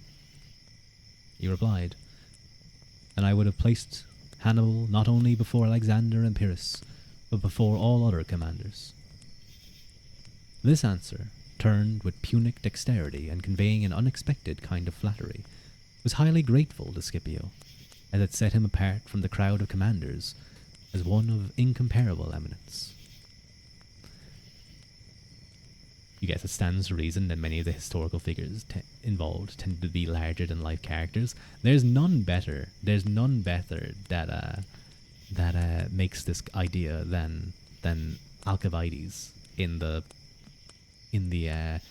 Peloponnesian Wars. That man was like just running the show over a couple of years. He was doing all sorts, just ridiculous things. What would you have done if you had conquered me? No, don't turn my favorite conversation between Scipio and Hannibal Barca into BL. Don't you turn it into BL.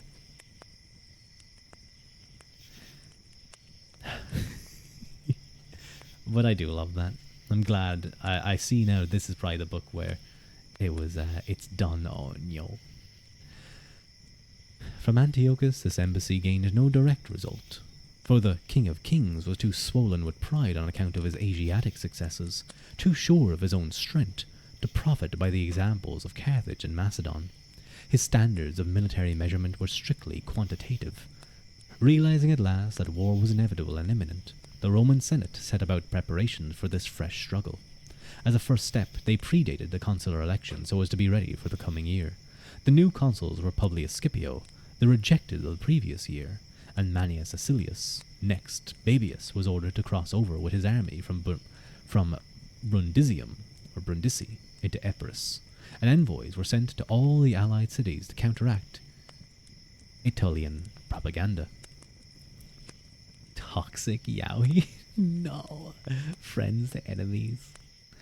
The Aetolians, nevertheless, gained some success by a mixture of diplomacy and force, and besides causing general commotion throughout Greece, did their best to hasten the arrival of Antiochus. Had his energy approximated to his confidence, he might well have gained command of Greece before the Romans were able to thwart him.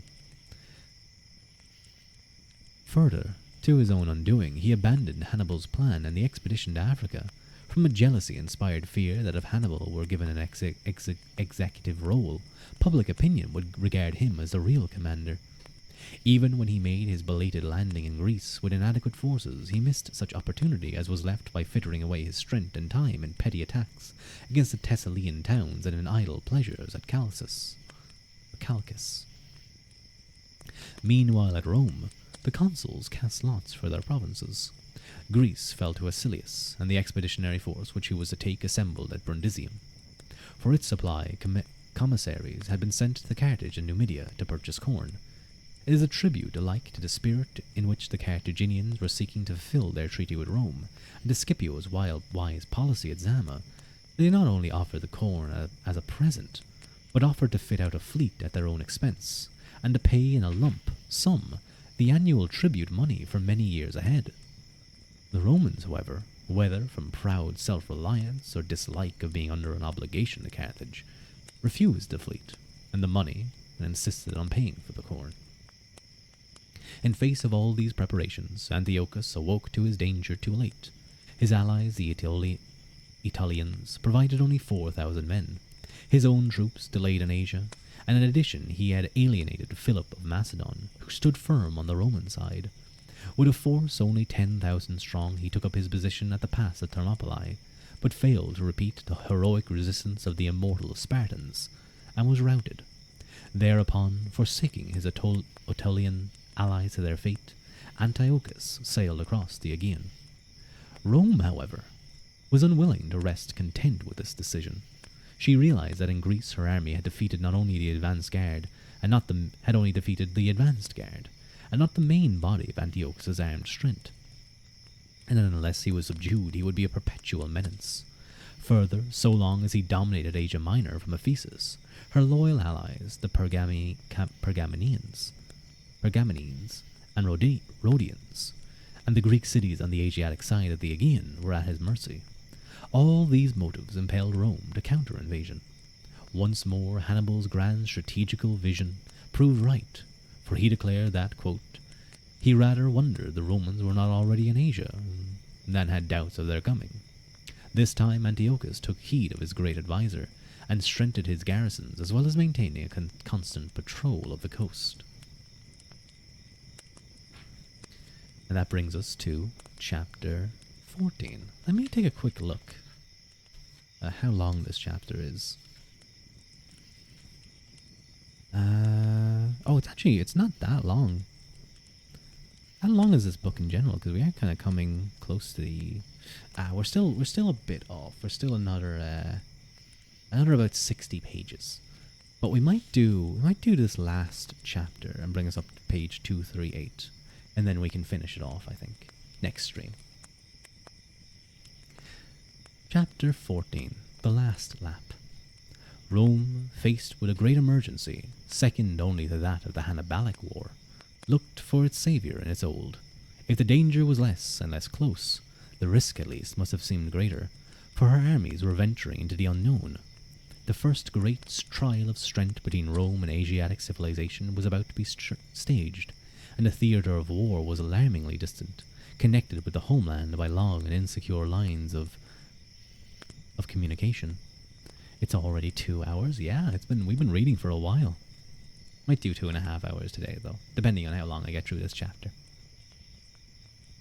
The spur of emergency quickens the memory, and Rome, in her fresh hour of trial, remembered the man who had saved her in the last, and who had been standing by for several years, ready for the occasion which he had prophesied to deaf ears. Yet Scipio himself did not himself stand for consulship. Why, it is difficult to guess. It may have seemed that he deemed the forces of jealousy too strong, and wanted to take no risks, or that affection and sympathy for his brother Lucius, a defeated candidate to Rome the year before, inspired Africanus to give the latter his chance.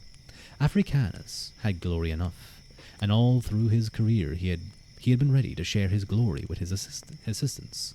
He let envy of others' fame to lesser men. His aim was service, and in any case he knew that if Lucius was consul, he himself would exercise the real power. Lucius was welcome to the nominal triumph. His brother's election was secured, and with him as plebeian consul was elected Gaius Laelius, the old assistant of Africanus. It may be that Scipio worked for this in order to ensure that to wherever Greece fell as a province he would be able to exercise an influence on the operations. Got disconnected for a bit? No worries, Halconus. Thank you for coming back. I hope it wasn't on my end. As it happened, however, the double election put him in the unpleasant position of having to support his brother against his friend. For both consuls naturally desired Greece, which meant the command against Antiochus. Laelius, who had held a powerful interest with the Senate, asked the Senate to decide. Drawing lots was too uncertain for his taste. Lucius Scipio thereupon asked time to seek advice and consulted Africanus, quote, who desired him to leave it unhastingly to the Senate. Then, when a prolonged debate was anticipated, Africanus arose in the Senate and had said that, quote, if they decreed the province to his brother Lucius Scipio, he would go along with him as his lieutenant. This proposal, being received with almost universal approbation, settled the dispute and was carried by almost unanimous vote. Okay. Though it is clear that Africanus planned this result, the fact does not lessen our appreciation of the nobility of a man who, after being the most illustrious commander in Rome's history, would stoop to take a subordinate position. If the means was diplomatic, and the motive was of the purest, to save his country, leaving to another the reward. Apart from blood ties, he doubtless felt more sure of a real control through his brother than through Laelius, though Lucius's obstinacy with the Aetolians refutes Mommsen's verdict that he was a man of straw. Two good leaders in the same command are not a good combination. It says much for both Scipio Africanus and Laelius that this act did not break down their friendship, and it is a proof of the latter's generous nature, and if also of the former's transcendent qualities. That in later years Laelius gave Polybius or is it Polybius? I don't know how to pronounce it. I always say Polybius. Such testimony as of Scipio's greatness. In addition to the 2 legions which he was to take over in Greece from Acilius, the consul was given 3,000 Roman foot and 100 horse, and another 5,000 foot and 200 horse from the Latin confederates. Further, directly it was known that Africanus was going.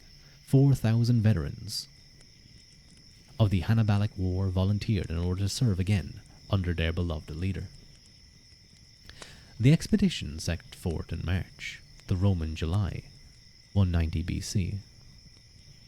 But the advance into Asia was to be delayed because of the Senate's obstinacy in refusing to grant reasonable peace terms to the Aetolians, so driving them to take up arms anew and maintain a stubborn warfare in their mountain strongholds. It is curious that Scipio, who had always contributed to his military object by the moderation of his political demands, should now be blocked by others in moderation.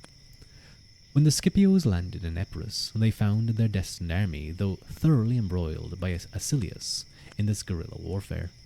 Africanus went ahead where his brother followed with his main body. While his brother followed, on arrival at Amphissa, Athenian envoys met them, who, addressing first Africanus and afterwards the consul, pleaded for leniency to the Aetolians. Quote, they received a milder answer from Africanus, who, wishing for an honourable pretext for finishing the Aetolian war, was directing his view towards Asia and King Antiochus. Apparently Africanus, with his habitual foresight, had actually inspired this mission of the Athenians and another to the Aetolians. Scipio could have given points even to Colonel House as an ambassador of peace as a means to victory.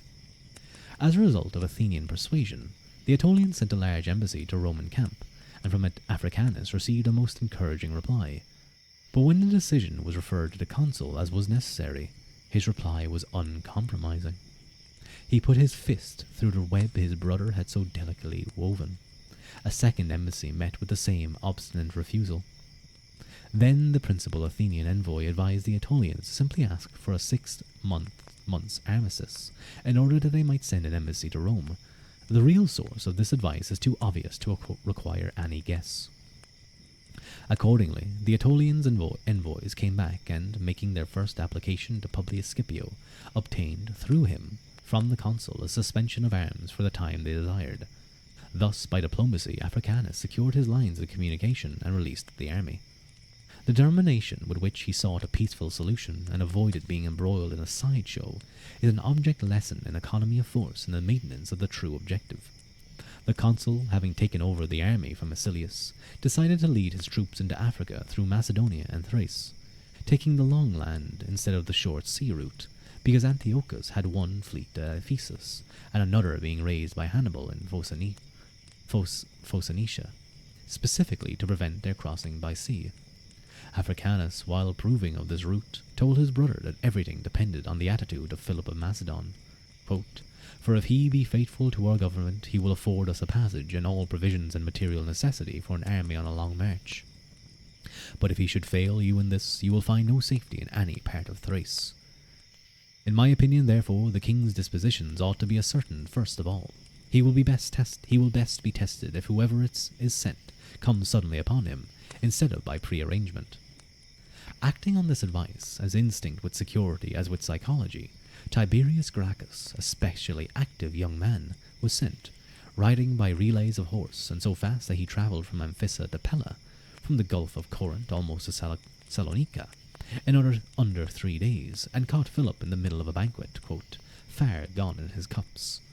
This helped remove suspicion that he was planning any counter-move, and next day Gracchus saw provision dumps prepared, bridges made over rivers, and hill roads buttressed, ready for the coming of the Roman army. He then rode back to meet the army, which was thus able to move through Macedonia with confidence. On their passage through his domains, Philip met and accompanied them, and Livy relates that, quote, "much geniality and good humour appeared in him, which recommended him much to Africanus, a man who, as he was unparalleled in other respects, was not adverse to courteousness unaccompanied by luxury." The army then pushed on through Thrace to the Hellespont, the Dardanelles, taking the same route apparently as Xerxes, in an opposite direction. Their crossing of the Dardanelles had been smoothed for them as much by the mistakes of Antiochus as by the action of their own fleet. Livius, the Roman naval commander, had sailed for the Dardanelles in accordance with instructions, in order to seize the fortress which guarded the passage on the Narrows. Cestus, modern Mados, was already occupied, and Abydos, now Chanak, prelaying for surrender, when news reached Livius of the surprise and defeat of the allied Rhodian fleet at Samos. He abandoned his primary object, an action which might have upset Scipio's plans, and sailed south to restore the naval situation in the Aegean. However, after some rather aimless operations, the arrival of Hannibal's fleet and its defeat, in his first and last sea battle, cleared the situation in the Mediterranean. Oh no, Hannibal. His skill on land didn't transfer over to sea. A second victory in August, this time over Antiochus's Aegean fleet, ensured the Roman command of the sea.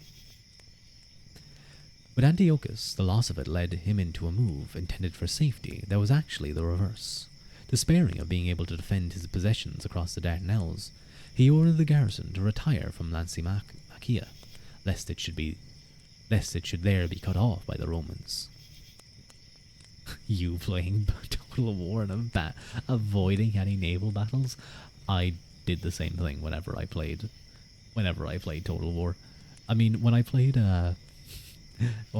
Attila, I always just spammed archers and fire arrows, and that tended to work a little bit.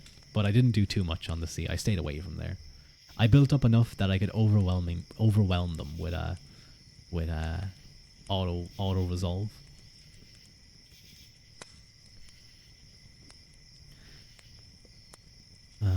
Now Lysimachia stood close to where Bulair stands today, and there is no need to emphasize how difficult it would have been to force those ancient Bulair lines commanding the isthmus of the Gallipoli Peninsula. The garrison might have held out till winter. Perhaps another factor, apart from the naval defeat, was his failure to gain the alliance of Prusias, king of Bithynia, a country whose seacoast lay partly on the Black Sea and partly on the Sea of Marmora. Antiochus sent to play on his fears of being swallowed up by Rome, but once again Scipio's grand strategical vision had led him to foresee this move and take steps to checkmate it. Months before he reached Gallipoli, Scipio had written a letter to Prusias to dispel any such fears. Quote, "The petty chieftains in Spain," he wrote, "who had become allies, he had left kings. Massinissa he had not only re-established in his father's kingdom, but had put him in possession of that of Syphax." A clever hint. The double news of the naval victory and the evacuation of Lysimachia reached the Scipios on arrival at Anos, and considerably relieved, they pressed forward and occupied the city. After a few days' halt, to allow the baggage and sick to overtake them, they marched down the Chersonese to Gallipoli Peninsula, arrived at the Narrows, and made an unopposed crossing. They crossed, however, without Africanus, who was detained behind by his religious duties as one of the Salian priests. The rules of his order compelled him during this festival of the sacred shields to remain wherever he was until the month was out. And without Africanus, the army had lost its dynamo, so that, quote, "he himself was a source of delay until he overtook the rest of the army." Unnecessary delay was far from one of his military characteristics, so that the incident serves to suggest that his piety was genuine and not merely a psychological tool to inspire his troops. Gob, did you poke my face? I see it down there. I didn't. She got me. She got me. Damn her. Damn that sneaky goblin. Poking me. But hi, Gob. I hope you're doing well, Gwynny.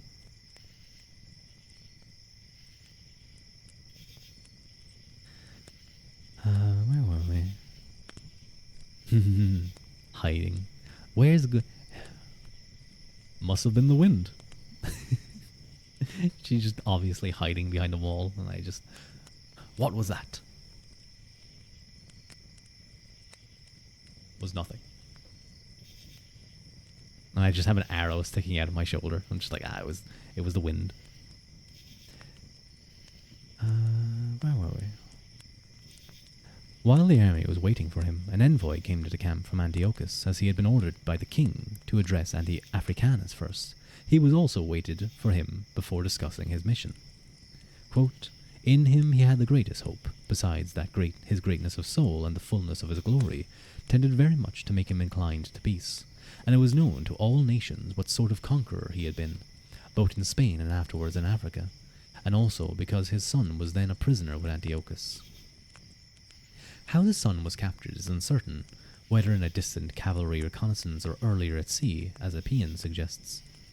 At a full council, the Syrian envoy put forward a basis for peace, that Antiochus would give up the Greek cities in Asia Minor, allied to Rome, as he had already evacuated Europe, and would pay the Roman half the expenses of the war. The council regarded these concessions as inadequate, contending that Antiochus should give up all the Greek seaboard on the Aegean, and in order to establish a wide and secure neutral zone, relinquish possessions of all Asia Minor west of the Taurus Mountains. Further, he ought to pay all the expense of the war, as he had caused it and initiated it.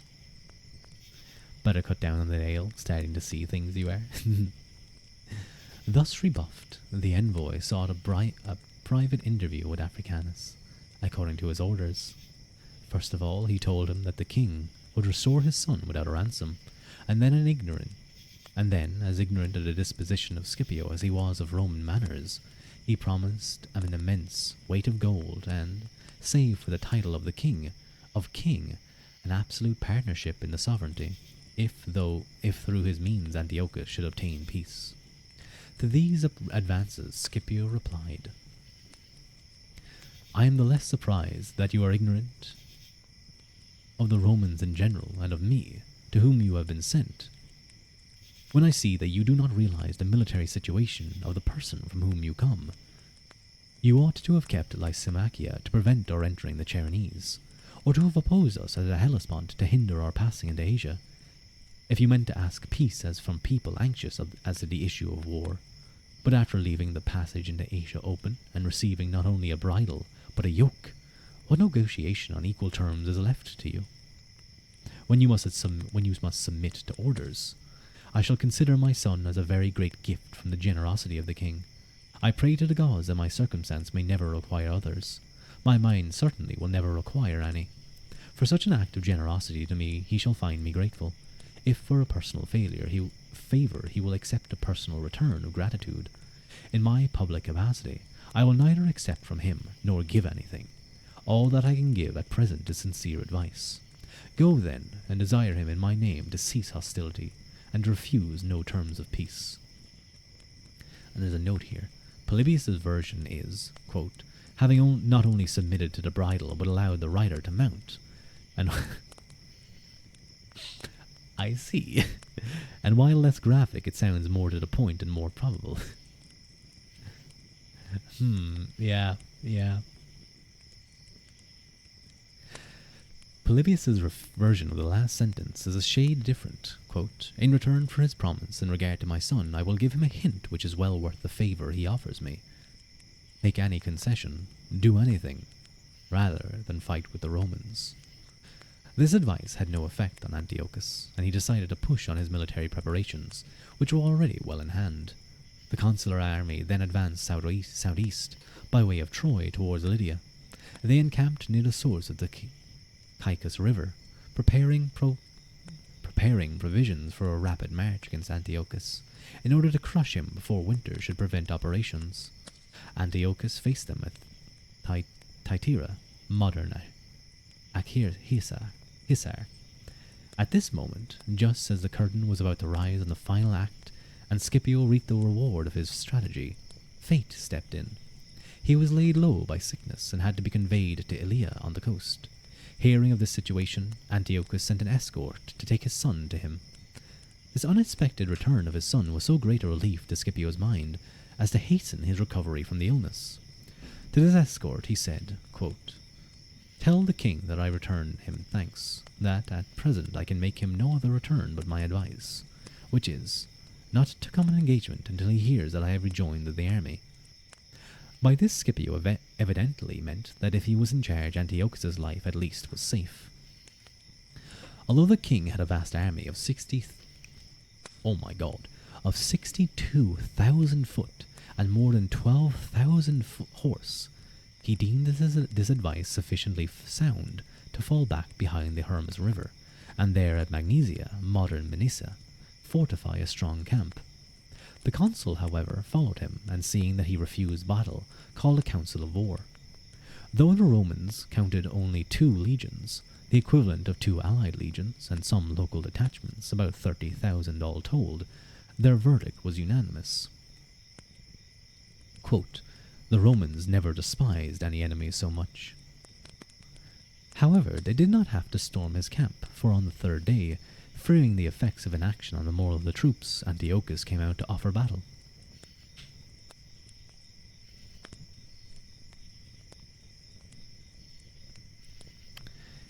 That is a huge army. Huge.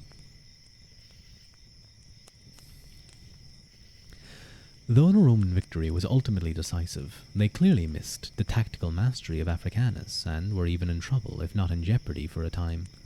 For while the Romans were driving in the enemy's centre, and the mass of their cavalry were attacking the enemy's left flank, Antiochus himself with his right wing cavalry Why am I like with his right wing cavalry crossed the river, left almost unguarded, and fell upon his consul's left flank? What's happening? Antiochus himself with his right wing cavalry crossed the river, left almost unguarded, and fell on the consul's left flank. The troops there were routed and fled to the camp, and only the resolution of the tribune left in charge rallied them and staved off the danger until reinforcements came. And do you have a friend in Rome too? I do have a friend in Rome. Biggest dickus. his wife, Incontinea buttocks.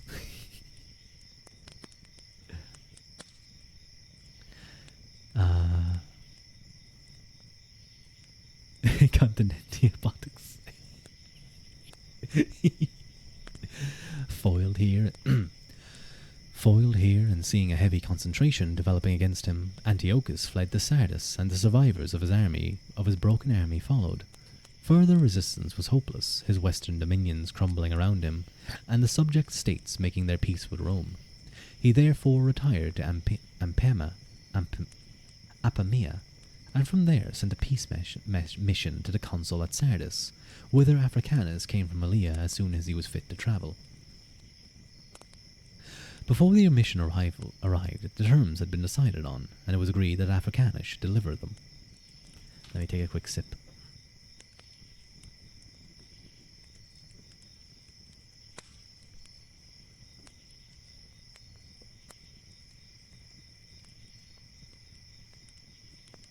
I find it cute that you guys can see me drinking, even if I have the microphone muted. Quote, Scipio began by saying that victory never made the Romans more severe than before. The conditions were the same as had been offered before Magnesia, when the issue was still open, not a whit augmented because of Antiochus' present helplessness. Antiochus was to retire to the other side of the Taurus range, to pay 15,000 Eubonic talents towards the expenses of the war, part at once and the rest in 12 annual installments, and to hand over 20 selected hostages as pledge of his good faith. In addition, Hannibal was to give up Hannibal, as it was clear, quote, that the Romans could never hope to enjoy peace wherever he was, and certain other notorious instigators of the war. Hannibal, however, getting news of this clause, took refuge in Crete. You just had a thought, if you were inclined. The Elder Scroll games are pretty dang calming for reading streams. Oh, the Elder Scrolls game OST? Ooh, that's not a bad idea. I should definitely look into that. I'm sure there's like a relaxing Skyrim OST or something. The notable features of these terms, as of those in African Greece, was that the Romans sought security and prosperity merely. So long as Scipio guided Rome's policy, annexation, with all its dangers and troubles, is eschewed. His object is simply to ensure the peaceful predominance of Roman interests and influence, and to secure them against external dangers.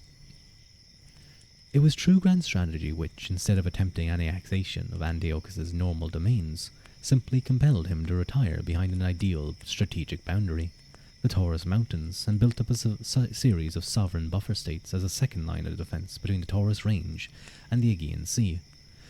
These were definitely the allies of Rome and not her subjects, and Asia Minor was organized for security by strengthening and rewarding the allies who had been faithful throughout the war.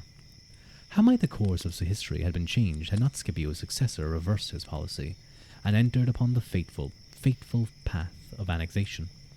When the barbarian invasions came, they found the Mediterranean world composed of states so thoroughly Romanized that they had long since forgotten the feel of their fetters.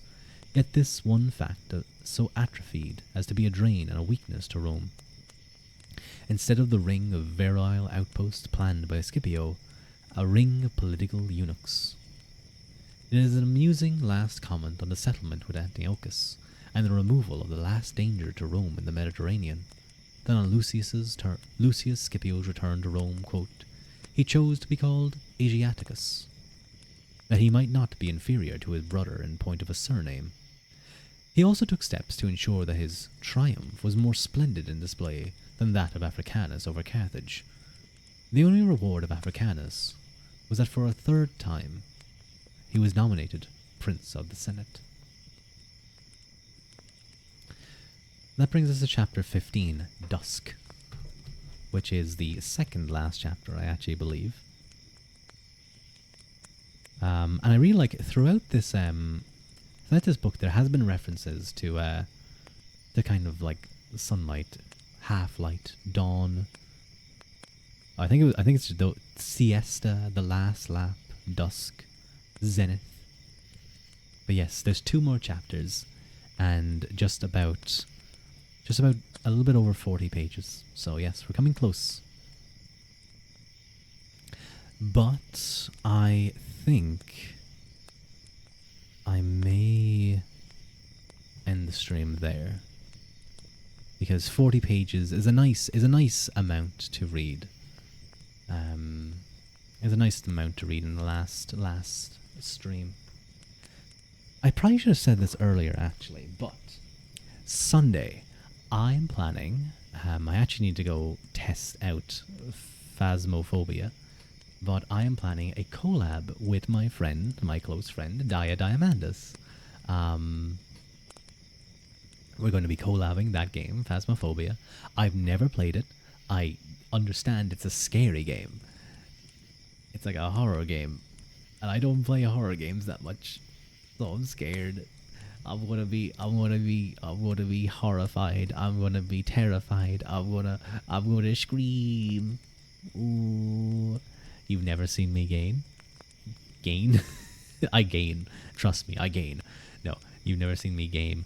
I don't have a lot of time to game these days, but I mostly game, these days, I mainly play like Mountain Blade, Viking Conquest, Binding of Isaac, and Baldur's Gate 3 on stream. And then I'll also play the odd. I'll find myself playing a ton of CK2 sometime. I will randomly get like this spur to play so much CK2. Mountain Blade. It's the I don't know which one's my favorite between CK2 and Mountain Blade. I really don't. They're both my top 2 games of all time. They're both so good. But I used to play a lot of games. I played a ton when I was younger, obviously. The CK itch. Oh, it can't. I need to play a little bit more of. I know they introduced an adventurer DLC in CK3, and I enjoyed CK3 for the bits that I played it. But I don't know. I think I need to get into like the real role play mindset to play CK3. I think that's where that game really lends itself. But I did like the stuff that they did there. But yeah, I really enjoyed that. It was really cool to see the various references to some stories I knew. It's really cool because I believe this book by B.H. Littleheart is the first and one of the few. Well, obviously at this time there's loads of them, but it was one of the first books on Scipio Africanus, and it's still, when I looked up like good biographies about him, one of the ones that many people suggest you just read. It's like look, read Little Hearts, and then there might be some specific ones about like his army and stuff, but those would be more general Roman army things. But I'm going to send you guys off to Foxy Shroom Witch. Let me just make sure she's...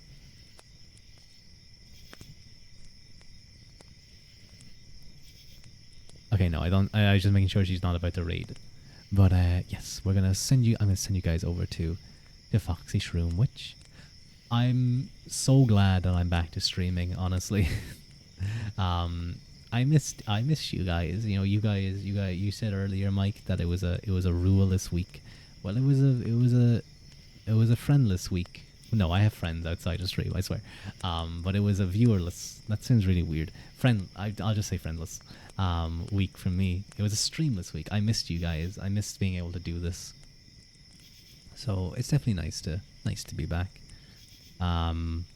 I was surprisingly calm about my PC being kind of like destroyed, but oh well, no, my AIO being broken. I guess it was kind of like I can't change it, but hey, now it's working again for some strange reason. I hope everything keeps coming up, Ruadh. But thank all of you for joining me. I hope you guys have been enjoying the reading. I certainly have. It's probably one of my favorite readings I've done so far. So well written, so interesting. I can see why people recommend it. I hope I'll probably try and finish it maybe tomorrow. We might do the final stream tomorrow. Until then, Grab Meal Mahagut and Slán Gafoil, and I will see you guys next time.